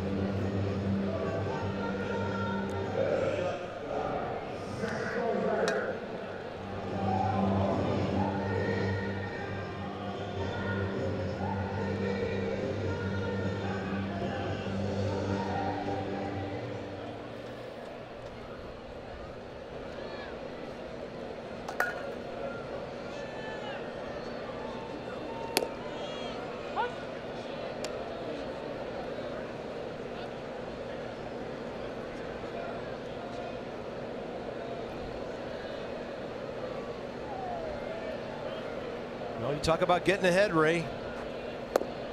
And as the game goes on with starters like this, you start to see things get more economical when hitters know they have to swing early because nobody wants to be 0-2. You're exactly right, Parts. And he falls behind there 2-1. Might have been one of the few overthrows, if not the first, Stevens had all day. Well, every once in a while you're going to get out front a little bit and pull that ball off the outside part of the plate. Your legs start to get tired and you don't have the foundation.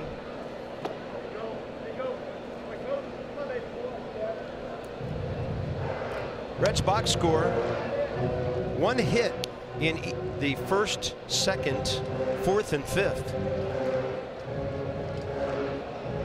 It's been amazing. I'm looking back on the weekend, and against the Nats starters, there's been 1 inning, the 5th inning yesterday, when Cincinnati had more than 1 hit.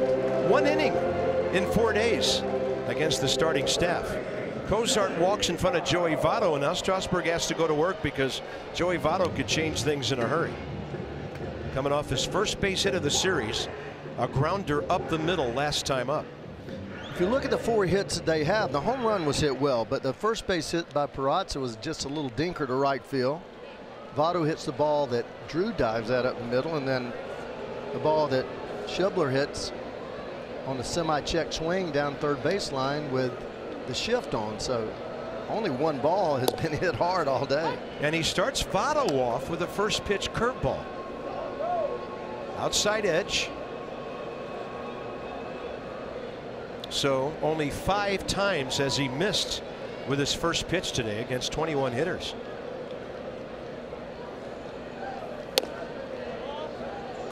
Wieters held it there for a moment. Ball 1. Well, I like the way Steven misses with a pitch and then comes back with the same pitch just to get the feel of it. Some people will totally abandon a pitch if they miss it 2 or 3 times in a row. That one just missing away. Still throwing 98 miles an hour, so he's got plenty of juice left.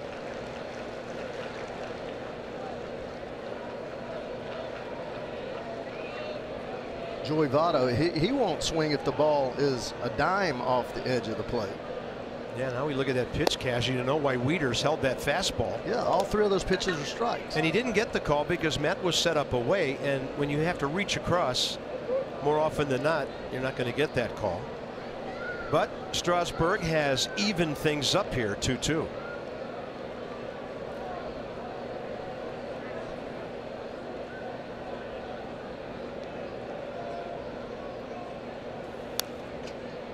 Joey Votto, tough to strike out. 44 strikeouts this year, 66 walks. The most of any hitter in baseball.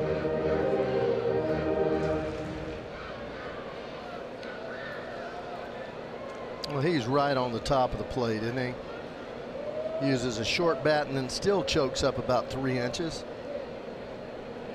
It's all about quickness with him. Not big swing, just quickness. Hasn't cost him any power this year. 26 home runs. He's going to inside out that one foul. That's why he walks so much. He just continues to battle. He doesn't give in. He just fights off pitches that are borderline pitches and works his way to either a walk or a pitch that's better to hit. Gives him a better opportunity to drive the ball somewhere over the ballpark.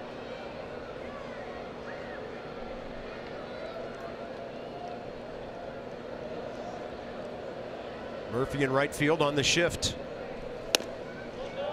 3-2. Joey Votto is just not going to swing at a bad ball. He's walked 4 times in this series. I mean, none of these pitches, all 5 pitches have been within an inch or 2 of the plate. Look at that. I mean, that last pitch was maybe 2.5 inches off the plate away. Everything else has touched the strike zone. And with the runner going, Votto fights off another one.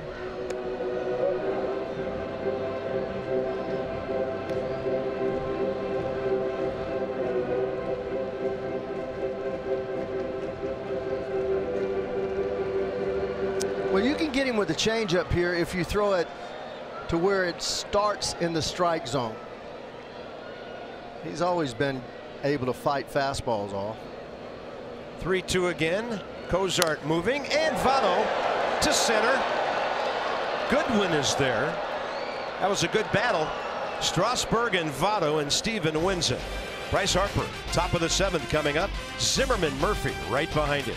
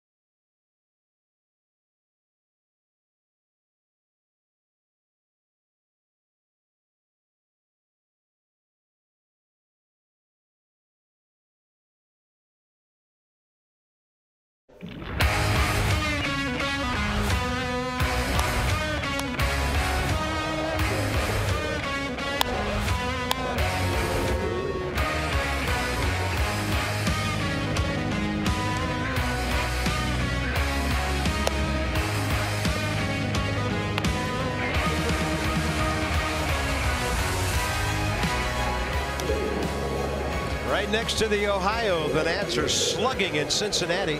6-1 after 6. A little deeper into the Reds bullpen now, and the UPS store called to the bullpen for Wandy Peralta is brought to you by the UPS store, because if you need expert printing, they have you covered. Together, there's nothing we can't solve. Busiest Cincinnati pitcher leads the staff now with his 42nd appearance. 25-year-old lefty. 3.02 ERA. And just 27 hits in 42 innings. Bryce is 0 for 2 career against him, including 1 AB in this series. 7th inning underway with a strike.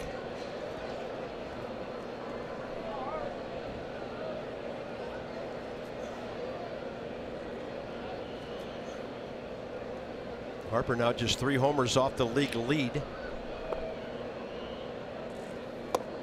On the RBI front, 1 behind Nolan Arenado now for the National League top spot. Nolan has 73.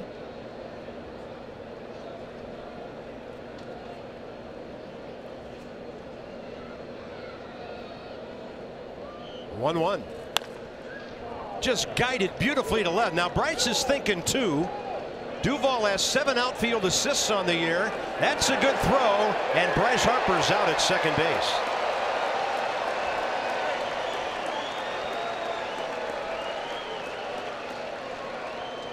Harper talking about it there.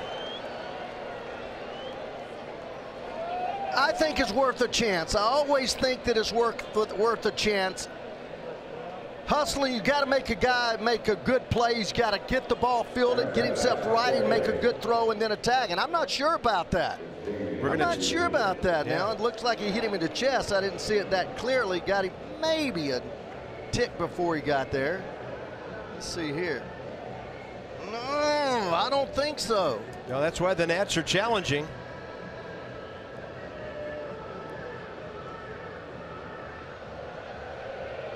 I think he's there, Bob, but I've been wrong before on these things. Well, we all have. Challenges are tricky things. It's got to be indisputable to be overturned. Love the hustle. Love the hustle. Love the fact that he's trying to get to second base right out of the batter's box, going as hard as he can. A lot of things have to go right to throw a guy out. There's the control center in New York City looking at, well, a lot of different things. This is the only ball game in progress in the major leagues until this evening.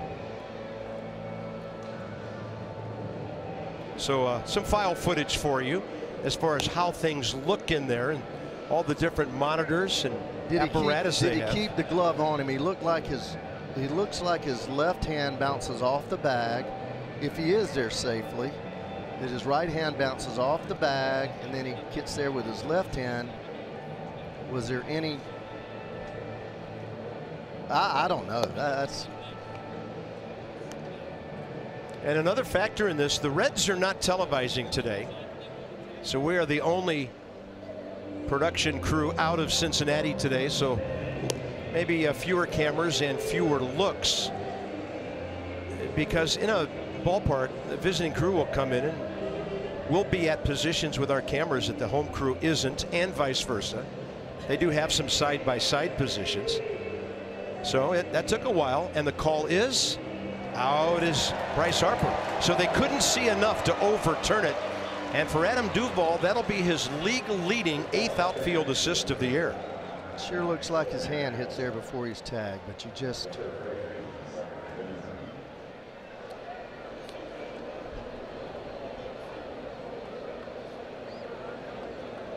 Next up, Ryan Zimmerman. So Bryce Harper 2 for 3 today with a walk.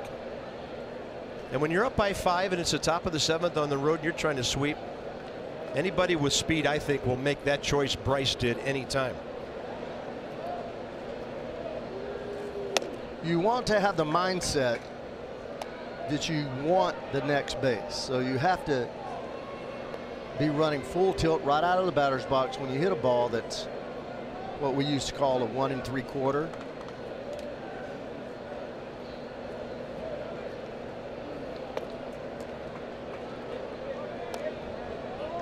Yeah, I want my players to make aggressive mistakes. I mean, he's right out of that box going as hard as he can. Nice turn at first. Never changes his speed. He was going full tilt all the way. Nice little turn. Got himself in a direct line to second.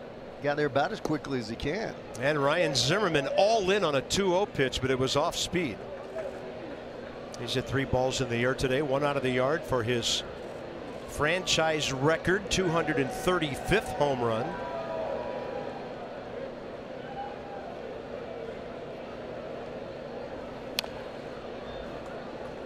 So Ryan finally gets to that 20 home run mark.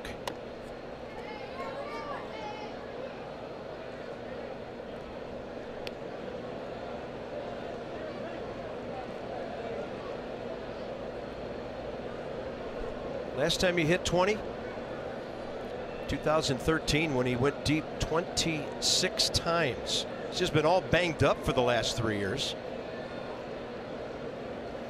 And that's hard hit up the middle, and Ryan Zimmerman has a 2-hit day. Just too hot for Cozart to get to. Murphy and Rendon now the next 2. Well, Zim stings the ball. He hits the ball hard all the time. Here's a ground ball with overspin, but he got That extension by bringing his hands in and guiding the barrel to the ball. Just no place to go for Cozart. A couple of steps and a dive, hoping that he comes up with it, and ball just hit too hot. So the Nats 2 for 2 against Wandy Peralta, who throws a strike to Daniel Murphy. Murphy's 7-game hitting streak on the line here. He's walked and struck out twice today. The walk against the starter, Scott Feldman. 2 strikeouts against the reliever, Asher Wojciechowski.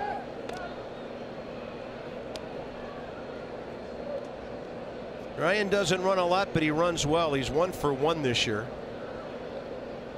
The Reds play more people right there behind second base.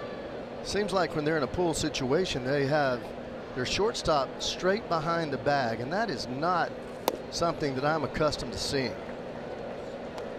If you're going to pull, you normally are on the pull side, with the third baseman taking up the room going toward shortstop from the 5.5 hole over there. But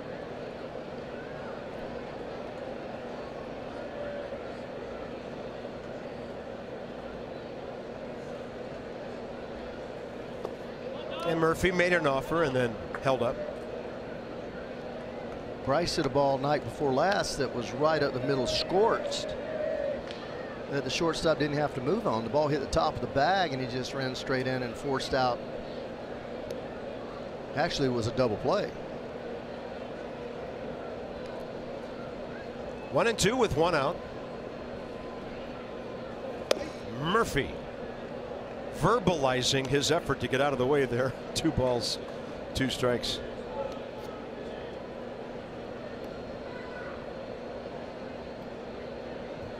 Murph uses left field a lot against left-handed pitchers. He seems to just kind of wait and see the ball as long as he can to take the ball the other way, let it get back to maybe the middle of the plate and take that top hand out of it so that he keeps the bat flat and laid off.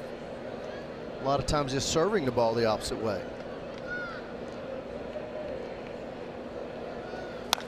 Murphy to the right side. Ball had some top spin on it, and they go to short to get the lead runner. Well played by Jose Peraza. That keeps Zimmerman out of scoring position. Anthony Rendon is next, and Dan has more. Bob, while Dusty Baker wanted to see Anthony Rendon on the All-Star team last week, he noted earlier today that he thinks the break away from the game of baseball did Anthony some good. He's noted multiple times this season that nobody on his roster responds better to a day off than Rendon. The break last week gave his body some rest, allowed some nagging health issues to clear up, and he responded with a massive weekend, named NL Player of the Week. Really coming back nicely, whether it's 1 day off away from the game or 4 as he got last week. That break always seems to do some good for Anthony Rendon. Well done, Dan, and of course he now is the Player of the Week. On the heels of going 7 for 11 in this series prior to today, with 3 walks, 3 homers, 9 RBIs. Now he's 8 for 12, and he's been on base, this is amazing, in this series 13 times. Come on. And he's played great defense too. 2-0. And they've really given him nothing to hit today. 2 walks after he dropped one into left field on a bloop first time up. It doesn't take long for a hitter to get a reputation being a guy that you better be very careful to, or he's going to dent a lot of walls. And Anthony always being a good hitter, but certainly coming to a different plateau this year. 2-0 pitch in there.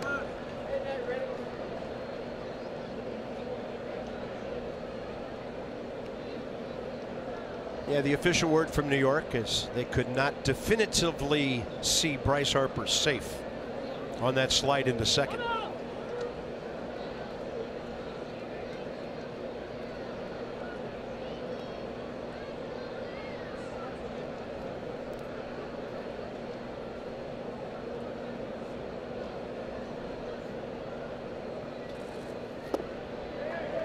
'89 diving on Anthony Rendon to even things up. He has a hard slider and it breaks a long way, all the way across the plate.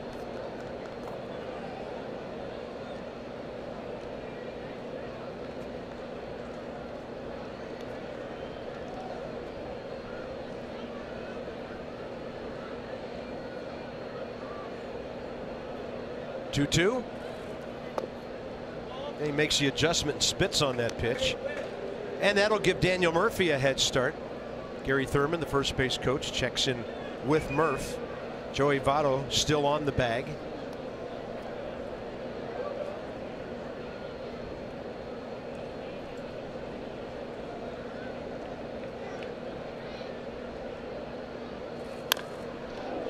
Look out, Bob Henley. Hey, you don't want to come in there on that boy.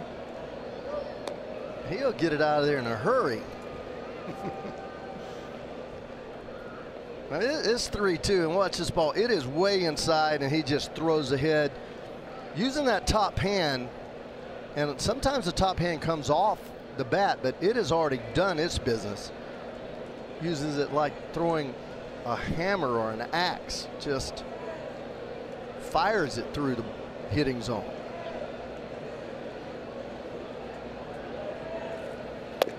Rendon, and he's going to get punched out. That's one of the few times you'll ever see him not able to check.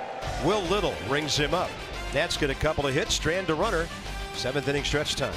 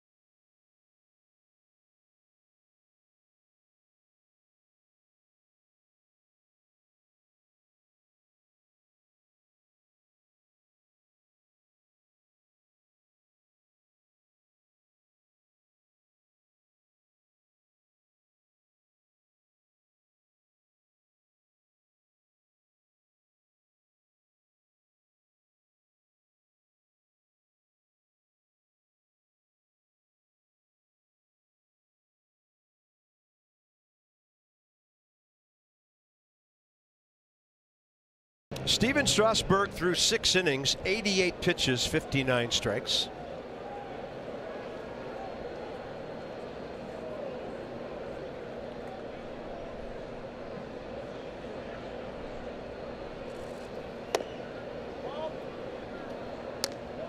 That one's inside to Adam Duvall, who has struck out swinging today and then hit into a 5-4-3 pitch saving double play back in the 4th.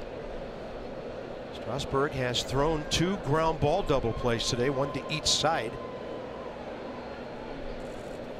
And got the hitter, it sounded like. And Adam Duvall's heading for first base. Heard a couple of sounds on that.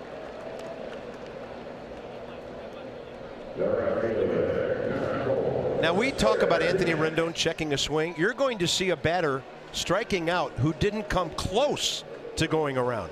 His hands are so strong. There's just no way that you stop the bat barrel when you're starting a full-blown swing without it going to the front of the plate. And I always use the front of the plate as the barometer for me.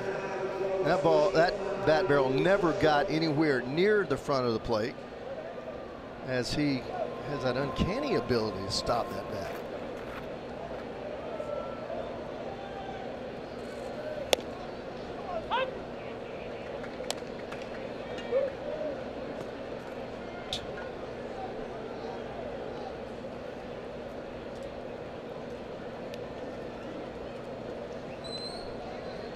Scooter Gennett A couple of balls on the infield. A foul ball to Ryan Zimmerman, then a grounder to Murphy. And he was way out ahead of that 88, starting early.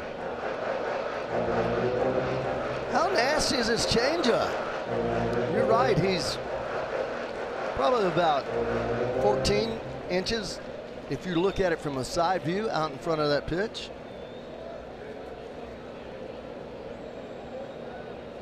And the 0-2.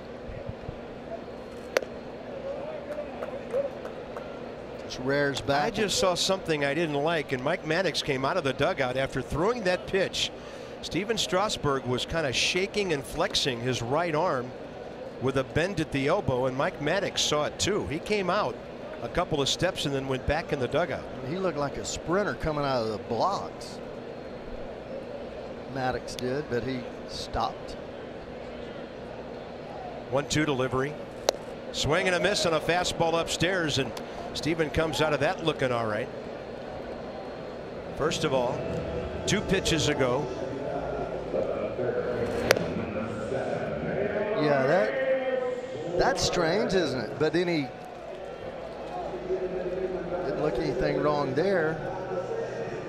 Strikeout number 9. Last time Steven went double digits was against the Cubs June 28th at home when he fanned 13 of them. That gets some action in the Nats bullpen right away with Oliver Perez.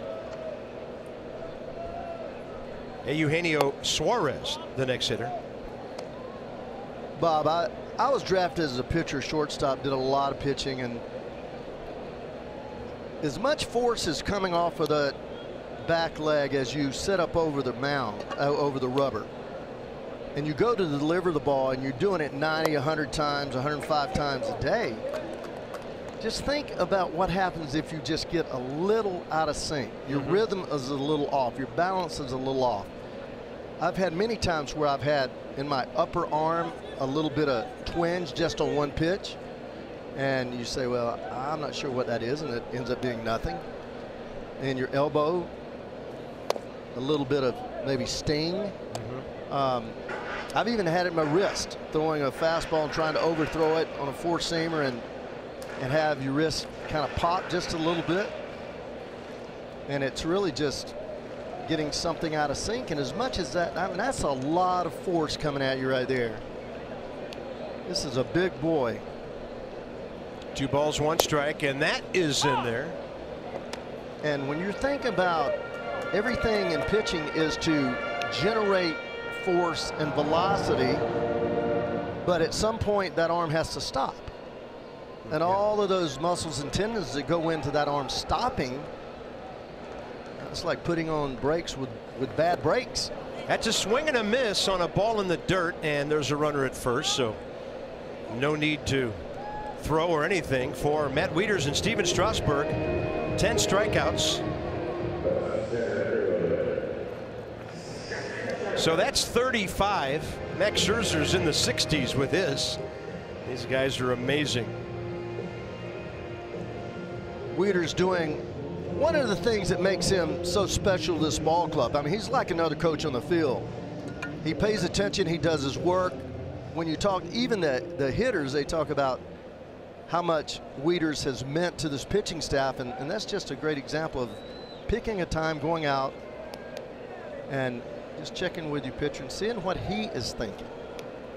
Here's Scott Schebler, who's 1 for 2. First pitch changeup drifting away.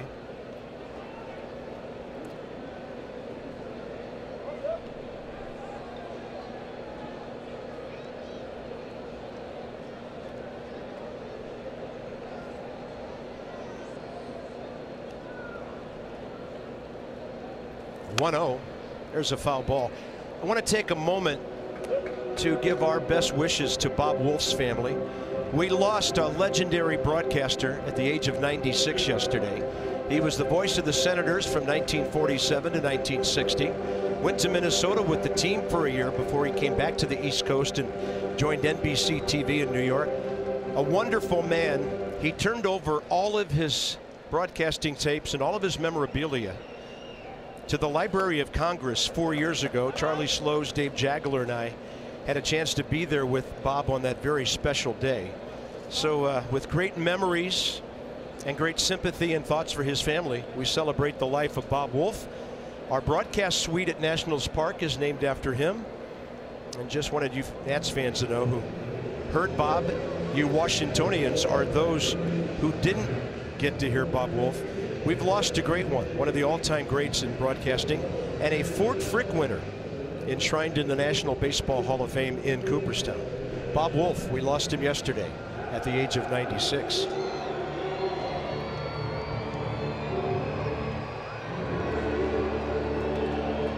And he was so gracious to Charlie, Dave, and I. It was truly wonderful for us to get to spend an hour or two with him 4 years ago. 2 balls, 1 strike to Scott Schebler. Swinging strikeout, infield hit today. 3-1.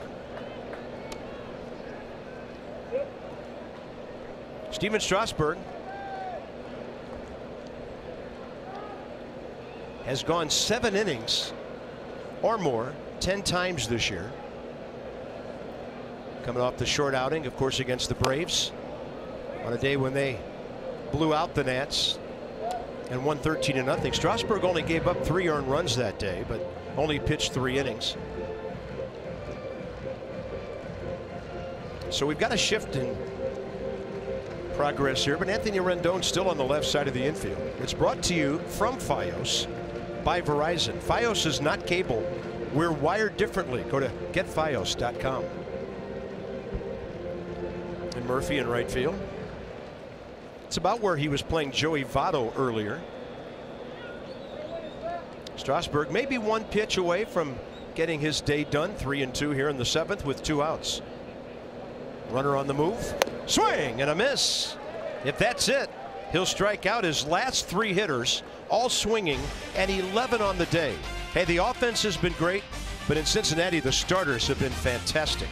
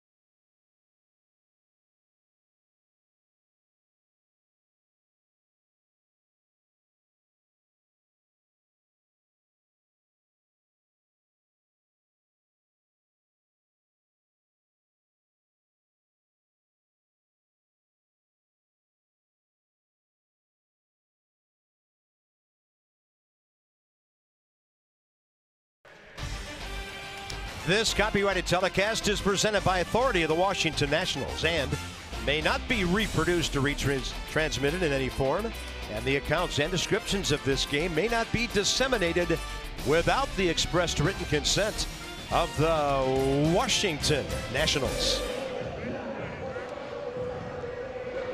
Not a big crowd in Cincinnati today, 17,574. The Nationals looking to sweep 4. And Strasburg visiting with Mike Maddox. The good news is Stephen appears to be okay, Ray, and they're just talking pitching after 7 innings. You know, he has that tendency to spasm and cramp up a little bit. I just wondered if when he did flex his wrist, was it just a little tight more in the forearm than anywhere else. 25-year-old Michael Lorenzen is the 4th Cincinnati pitcher of the day. Nats roughed him up big time Saturday. He pitched a 1/3 of an inning and gave up 6 runs on 4 hits and 2 walks.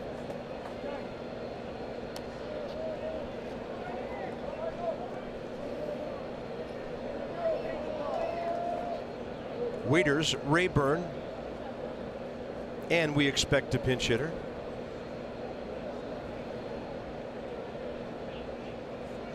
Strasburg's at that 105 mark, Ray, that you always talk about. A good total for 7 innings, 15 pitches per. Perfect spot to be in. You know, when you in a situation like we are, when you have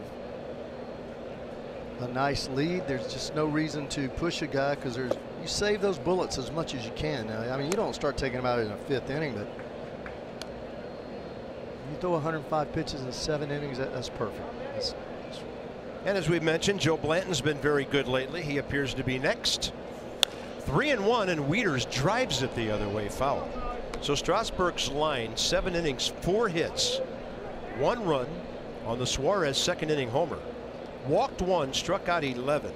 So this year, Stephen Strasburg has now struck out 139 batters and walked just 34. And that's in 19 starts, covering 120 innings. And Wieters looking to guide one down that way for a hit. There's our 3 o'clock reset. Ray Knight with us for this 4-game series. Bob Carpenter, Dan Coco, FP Santangelo joins us in Anaheim tomorrow night to see Edwin Jackson return to the big leagues and take on the Angels. This one's playable, it appears, for the left fielder, Adam Duvall. 1 out, top of the 8th. Seen a kind of a coming out with Stephen over the last 2 years. You know, he used to finish his outing, go to the corner, not really talk to anybody. How about this? He's sitting in there talking to his pitching coach after a great outing. You're talking about things like the pitch that you threw to Votto in that 3rd inning, or I thought your changeup was outstanding today. You see, when you throw the changeup and followed up with a fastball tight, you're so much more effective than going away with the fastball after a changeup. Just things like that. And you know, this is where you have everything fresh in your mind. You can remember everything that happens. Like right there, he's looking like he's talking about maybe turning off the ball with his head. Yeah, hitters turn off the ball with their head, as do pitchers. And this is interesting because Stephen's doing most of the talking. Yeah. And throughout his career, he's been so reserved. We have seen him mature amazingly over the last 2 to 3 years. Signed the long-term contract last year. Getting some good hacks here is Ryan Rayburn in the number 8 spot. He's 1 for 3 with a triple, and he lined out to shortstop last time up. Adam Lind, by the way, waiting to hit here in the 8th.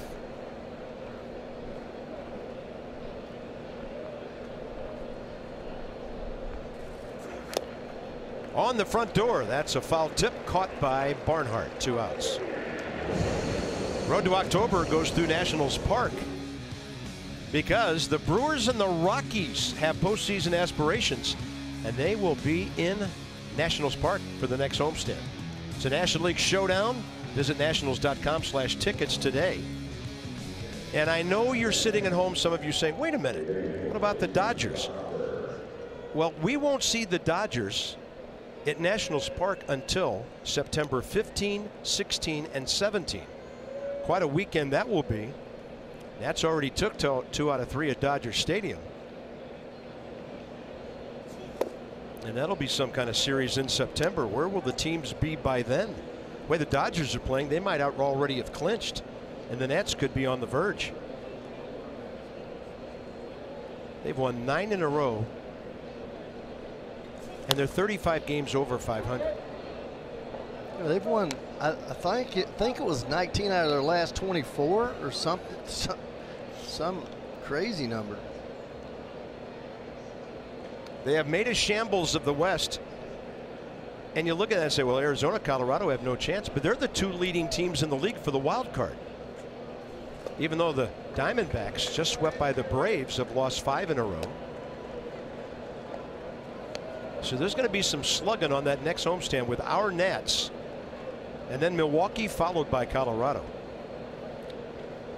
Here's a guy who's been doing a lot of slugging, Adam Lind. 10 for 28, 3 homers as a pinch hitter. And he's got himself another knock.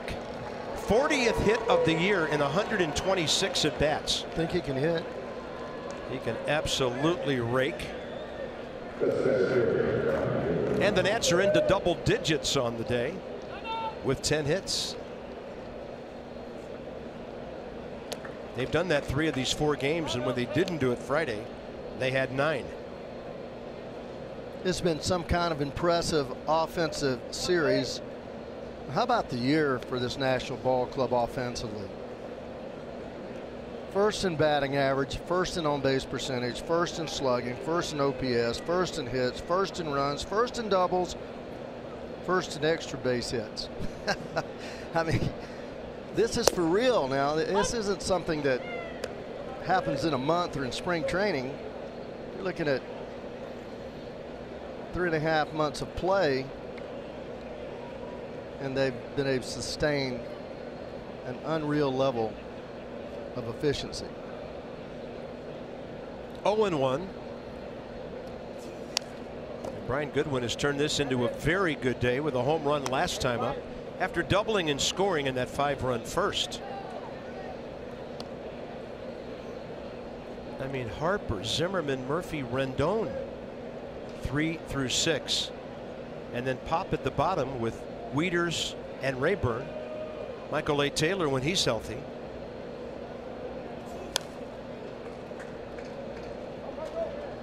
I just didn't think this was going to happen to this degree, Ray, with Taylor and then Turner getting hurt, but they keep raking.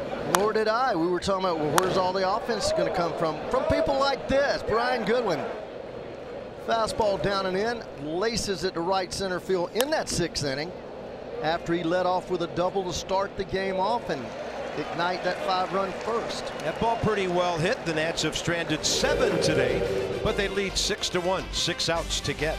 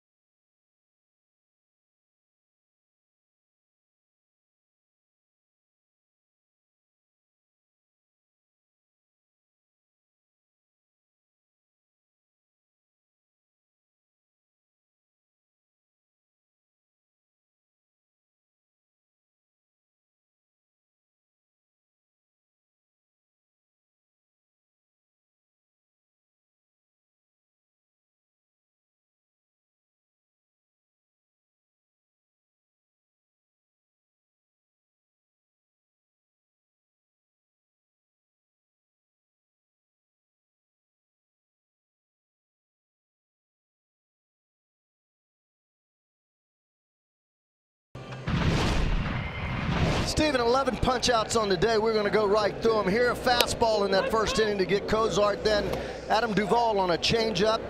Tucker Barnhart on the Schebler on the fastball. Then the fastball in. Then the changeup there to Barnhart. And he comes back and gets a breaking ball on the outside part of the plate. Juice upstairs. Changeup down. He used them all. Fastball away. So 11 punch outs, and his pitching coach telling him, hey, looks like you had a little hump on that ball today. Inside the Numbers brought to you by PNC Bank. Yeah, so connect these 4, huh? Look at the earned runs in this series. Tanner Roark gave up 3 yesterday, but only 1 earned. And then Strasburg today, 1 run. Amazing. It truly is amazing when you see these guys start to pitch the way they all four can pitch, and certainly Scherzer and Strauss have been on time all year long, as has Gio. Now you're getting Roark righted at the correct time.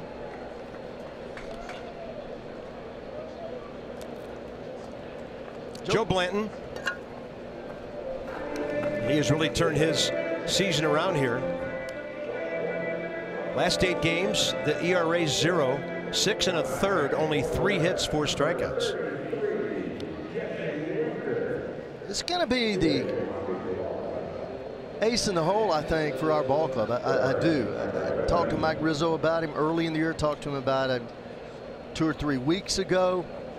Guy knows how to pitch, and he has had a rough year early, but he does it with location change of speeds. The sinker is excellent, nice, tight curveball, slurvish pitch, all the experience in the world.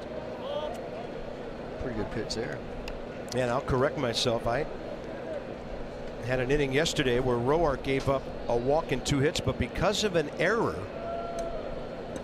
it became an unearned run. So even stingier, the starters in this series. So 1 run total, right? Yeah, 1 earned run total by 4 guys. Unbelievable.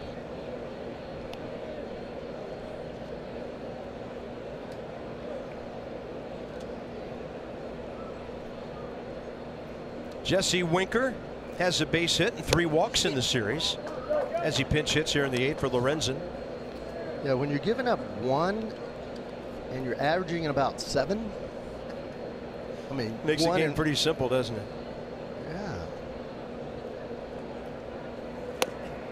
Yeah. To the edge, 3-2.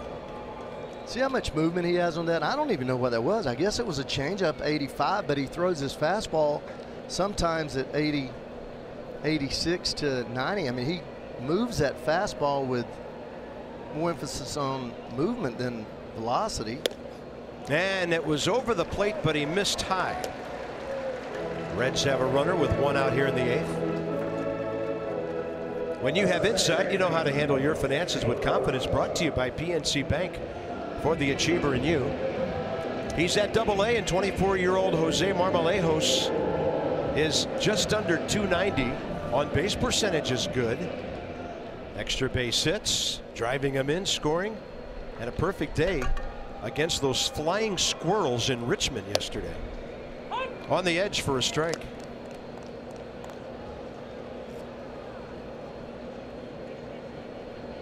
The feeling is that Mike Rizzo pulled off quite a deal yesterday and didn't even come close to gutting any part of the young talent to do that.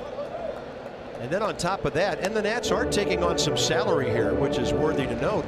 But Ray, they're not renting 2 pitchers for a couple of months. They're going to have Madsen and Doolittle all of next year, and then one of them for a year or 2 after that.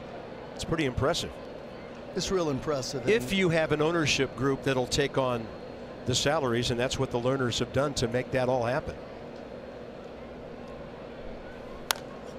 This one out of play to the right as well. I think it's a pretty simple thing, man. You look at our ball club all year long, and offense has been there, the starting pitching has been there, the defense has been there, and you say, golly, this is a championship caliber ball club. And then you get in that 7th inning, no matter what the score is, nobody felt good about it. So comfortable, yeah. So you end up acquiring 2 guys that are going to be here for at least a year or 2, and all of a sudden, a bullpen that seemed like it was in shambles and had no real structure, all of a sudden has structure, and Dusty's going to be able to put people right where he wants and believe in them, because I tell you, that competition, it makes people better, or you lose them. You lose them because they can't compete. This ball's playable. Right side, Murphy stepping out, letting Harper know he's there, and Bryce peels off at the last moment. 2 down. Zach Cozart for the Reds, trying to keep this inning alive to get it to Joey Votto.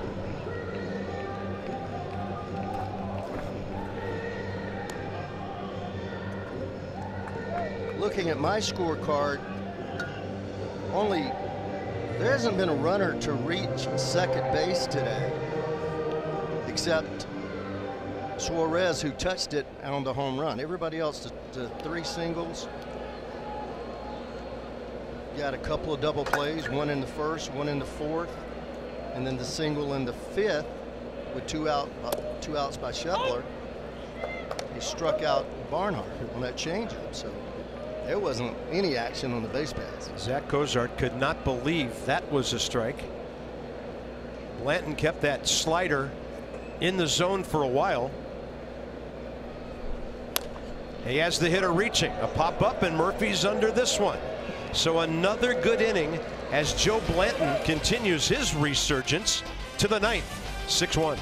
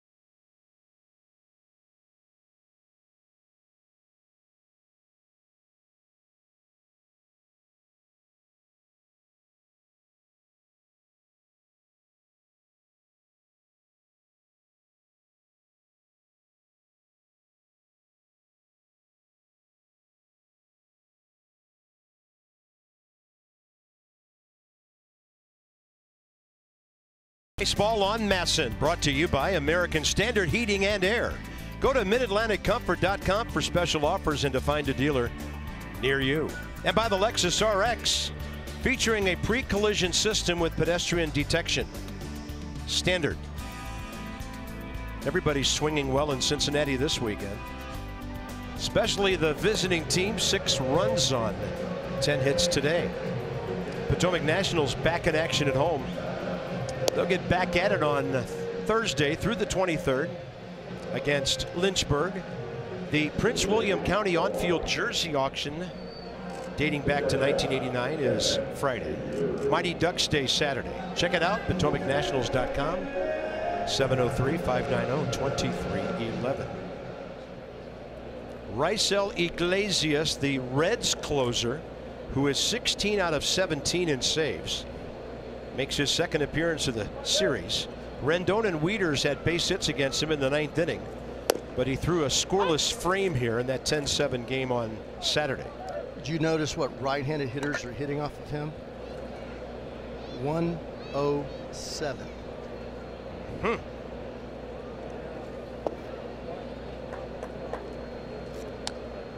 Well, and a lot of talk around the Nats that because Mike Rizzo,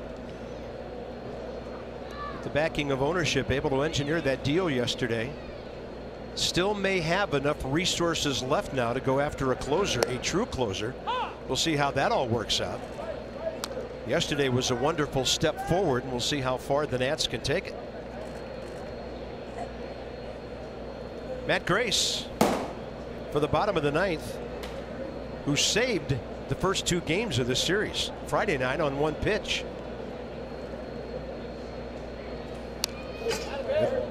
Hack by Drew, who's 1 for 4 today, and Steven 3 for 13 in the series. It's amazing how this game of baseball kind of evolves with players also. Matt Grace was used mainly in the 6th inning, 7th inning, and now we're starting to see him in the last inning frequently. Albeit we've got a big lead, but still.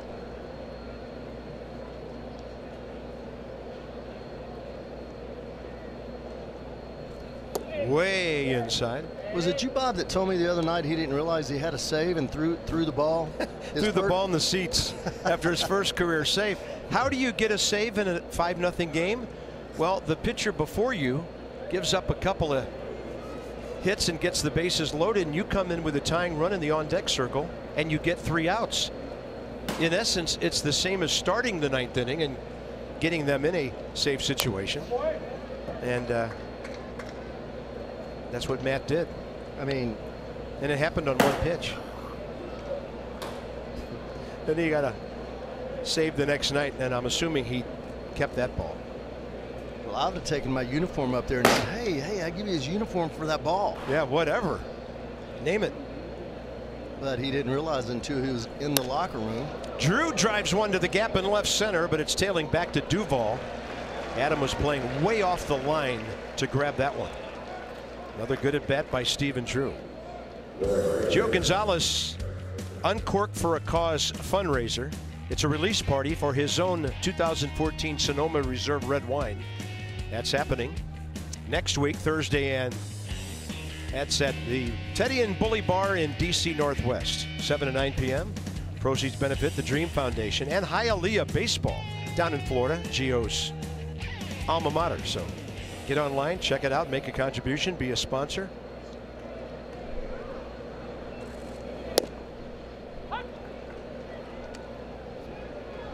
Here's Bryce. 1 for 2 career with an RBI against Raisel Iglesias.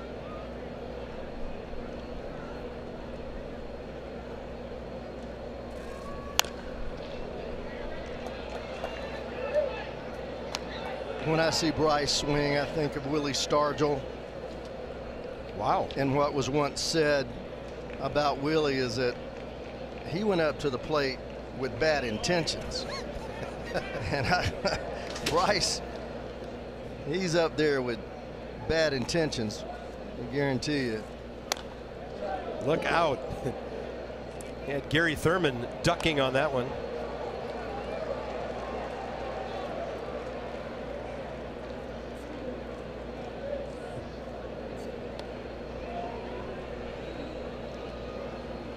Top of the 9th. Dusty Baker would like this to be as quiet as it is right now for the rest of this inning. 0-2. Harper all over it.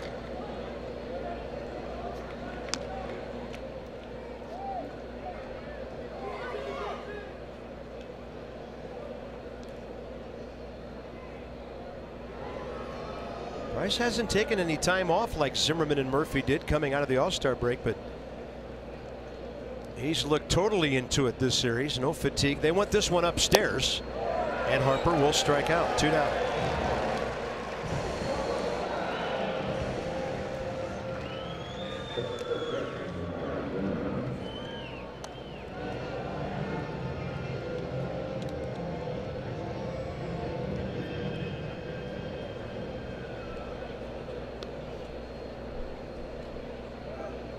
Ryan Zimmerman at 2 for 4 day. First inning, franchise record-setting home run, and then a base hit, hard hit up the middle in the 7th. 1 for 6 career against Iglesias with a run batted in. Before he's finished, he's gonna own all the records.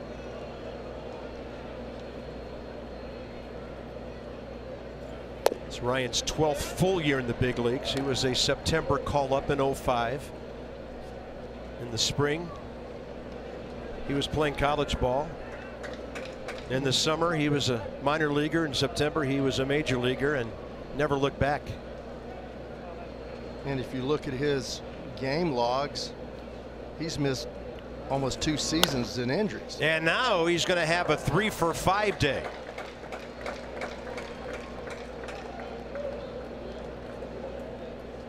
He'd like to get back in that batting race. Not that he's out of it. He's going back up the middle. That's 2 right back up the middle. Home plate pretty firm. Gets the overspin, and the first bounce comes out of there very hard, very fast.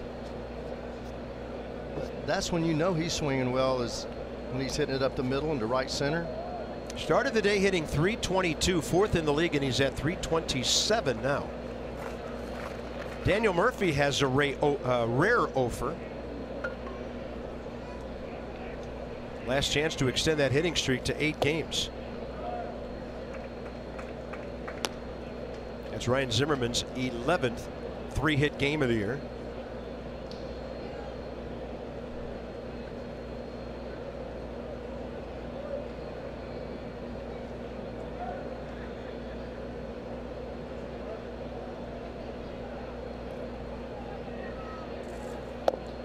Off speed, 2-0.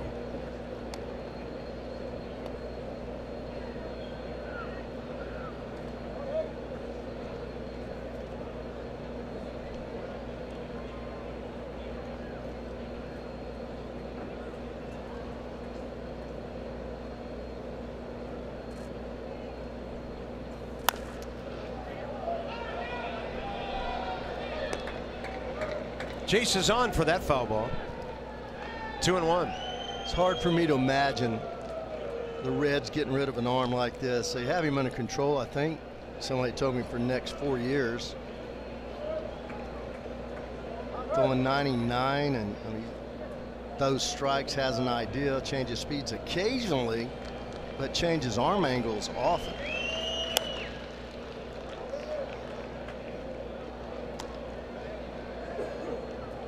Keeps the ball down.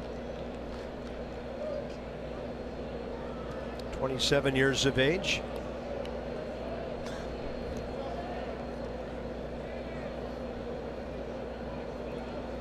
Two-two to Murphy, waging a battle here until he gets something that he can hit hard somewhere. And Daniel Murphy, for the first time this year, strikes out 3 times in a game. Never happened as a Nat. It's been 3 years since it's happened at all.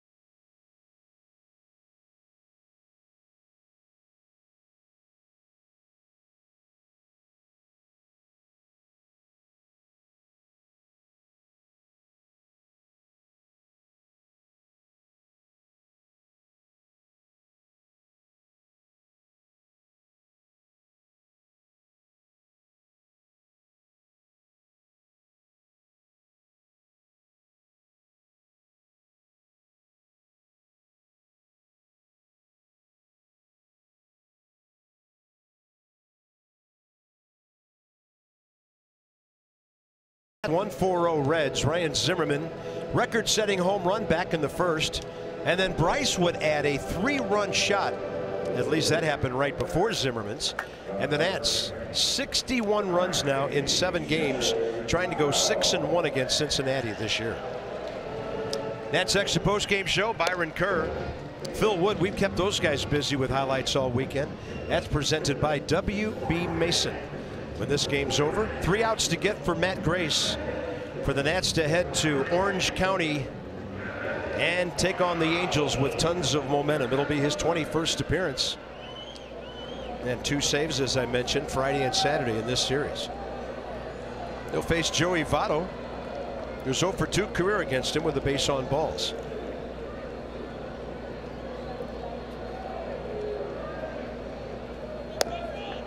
And the first pitch hook is upstairs.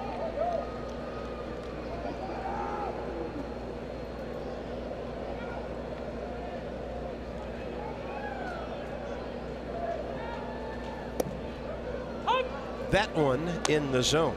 1-1.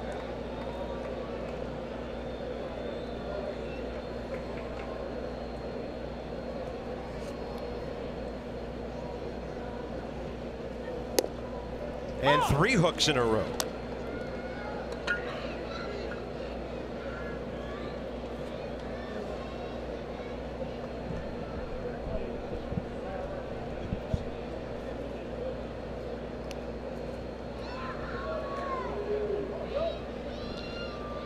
Saw Matt Albers out there raising the possibility of this being a 1-batter appearance by Matt Grace, up by 5 runs. I don't blame him at all, because after Votto, you have Duvall, Gennett, and Suarez. So 2 out of the 3 next hitters are right-handed. And maybe all those breaking balls set up Joey Votto to not be ready for the heater. 1 out. And maybe with Votto being retired, Grace now gets the chance to finish. That is just beautiful pitching. Look, he threw all 3 of those pitches that were strikes. The same spot, like he's shooting a rifle. Down and away, and then showed 2 pitches up in the strike zone and then went back down. Ground ball left side, gobbled up by Anthony Rendon, and the Nats are 1 out away from their first 4-game sweep of this season. Last time they did it, April of 16 against Atlanta. And the final hope for Cincinnati will be Scooter Gennett, Edwin Jackson, and Jesse Chavez. Nats Extra 9:30 tomorrow night as the Nats take on the Angels in Anaheim for the first time since 6 years ago, when Davey Johnson was named the manager of the ball club.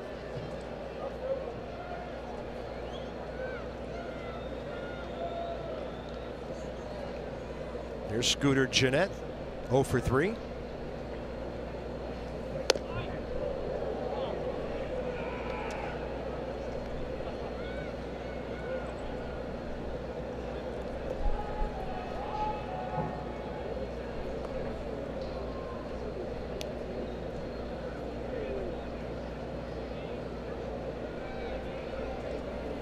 And that breaking ball way outside. No swing, 2-0. Hey, Ray, again, it's been great having you with us for the last 4 games. Glad you had a chance to come back and see a lot of old friends in Cincinnati, and continued great work in the studio with Johnny starting tomorrow night. Well, man, it's been a joy. Great to watch this ball club play. There's so many things offensively, but yet the starting pitching just as impressive. The good news with the bullpen and the acquisition, so I'll be headed home a happy camper. Get to see my buddy Johnny tomorrow night and wish the team the best on remaining this road trip, and I appreciate everything you do for me, buddy. All right. And thank all the guys down there in the truck, and it's been a fun little trip back up here. Yeah, you picked a decent weekend to do 4 games. Picked the weekend they're hitting. And pitching. And pitching. So the Nats trying to win their 5th in a row and trying to visit 20 games over 500 for the first time this year. 2 balls and a strike on Scooter Gennett after his bat came apart, and that's strike 2 on the foul.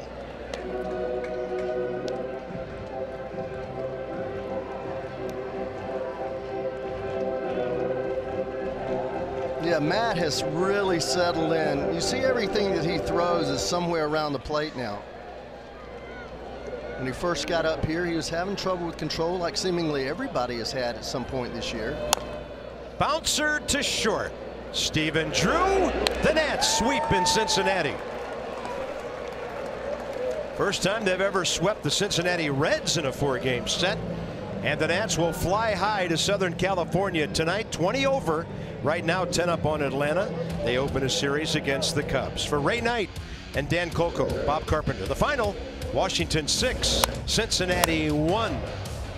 Join us tomorrow night on MASN 2. We continue the road trip against the Angels. Pre-game begins at 9:30. This has been a presentation of MASN. Stay tuned now. Byron and Phil in the studio, and a big-time appearance from Ray Knight as well. From Cincinnati, it's a sweep. See you later.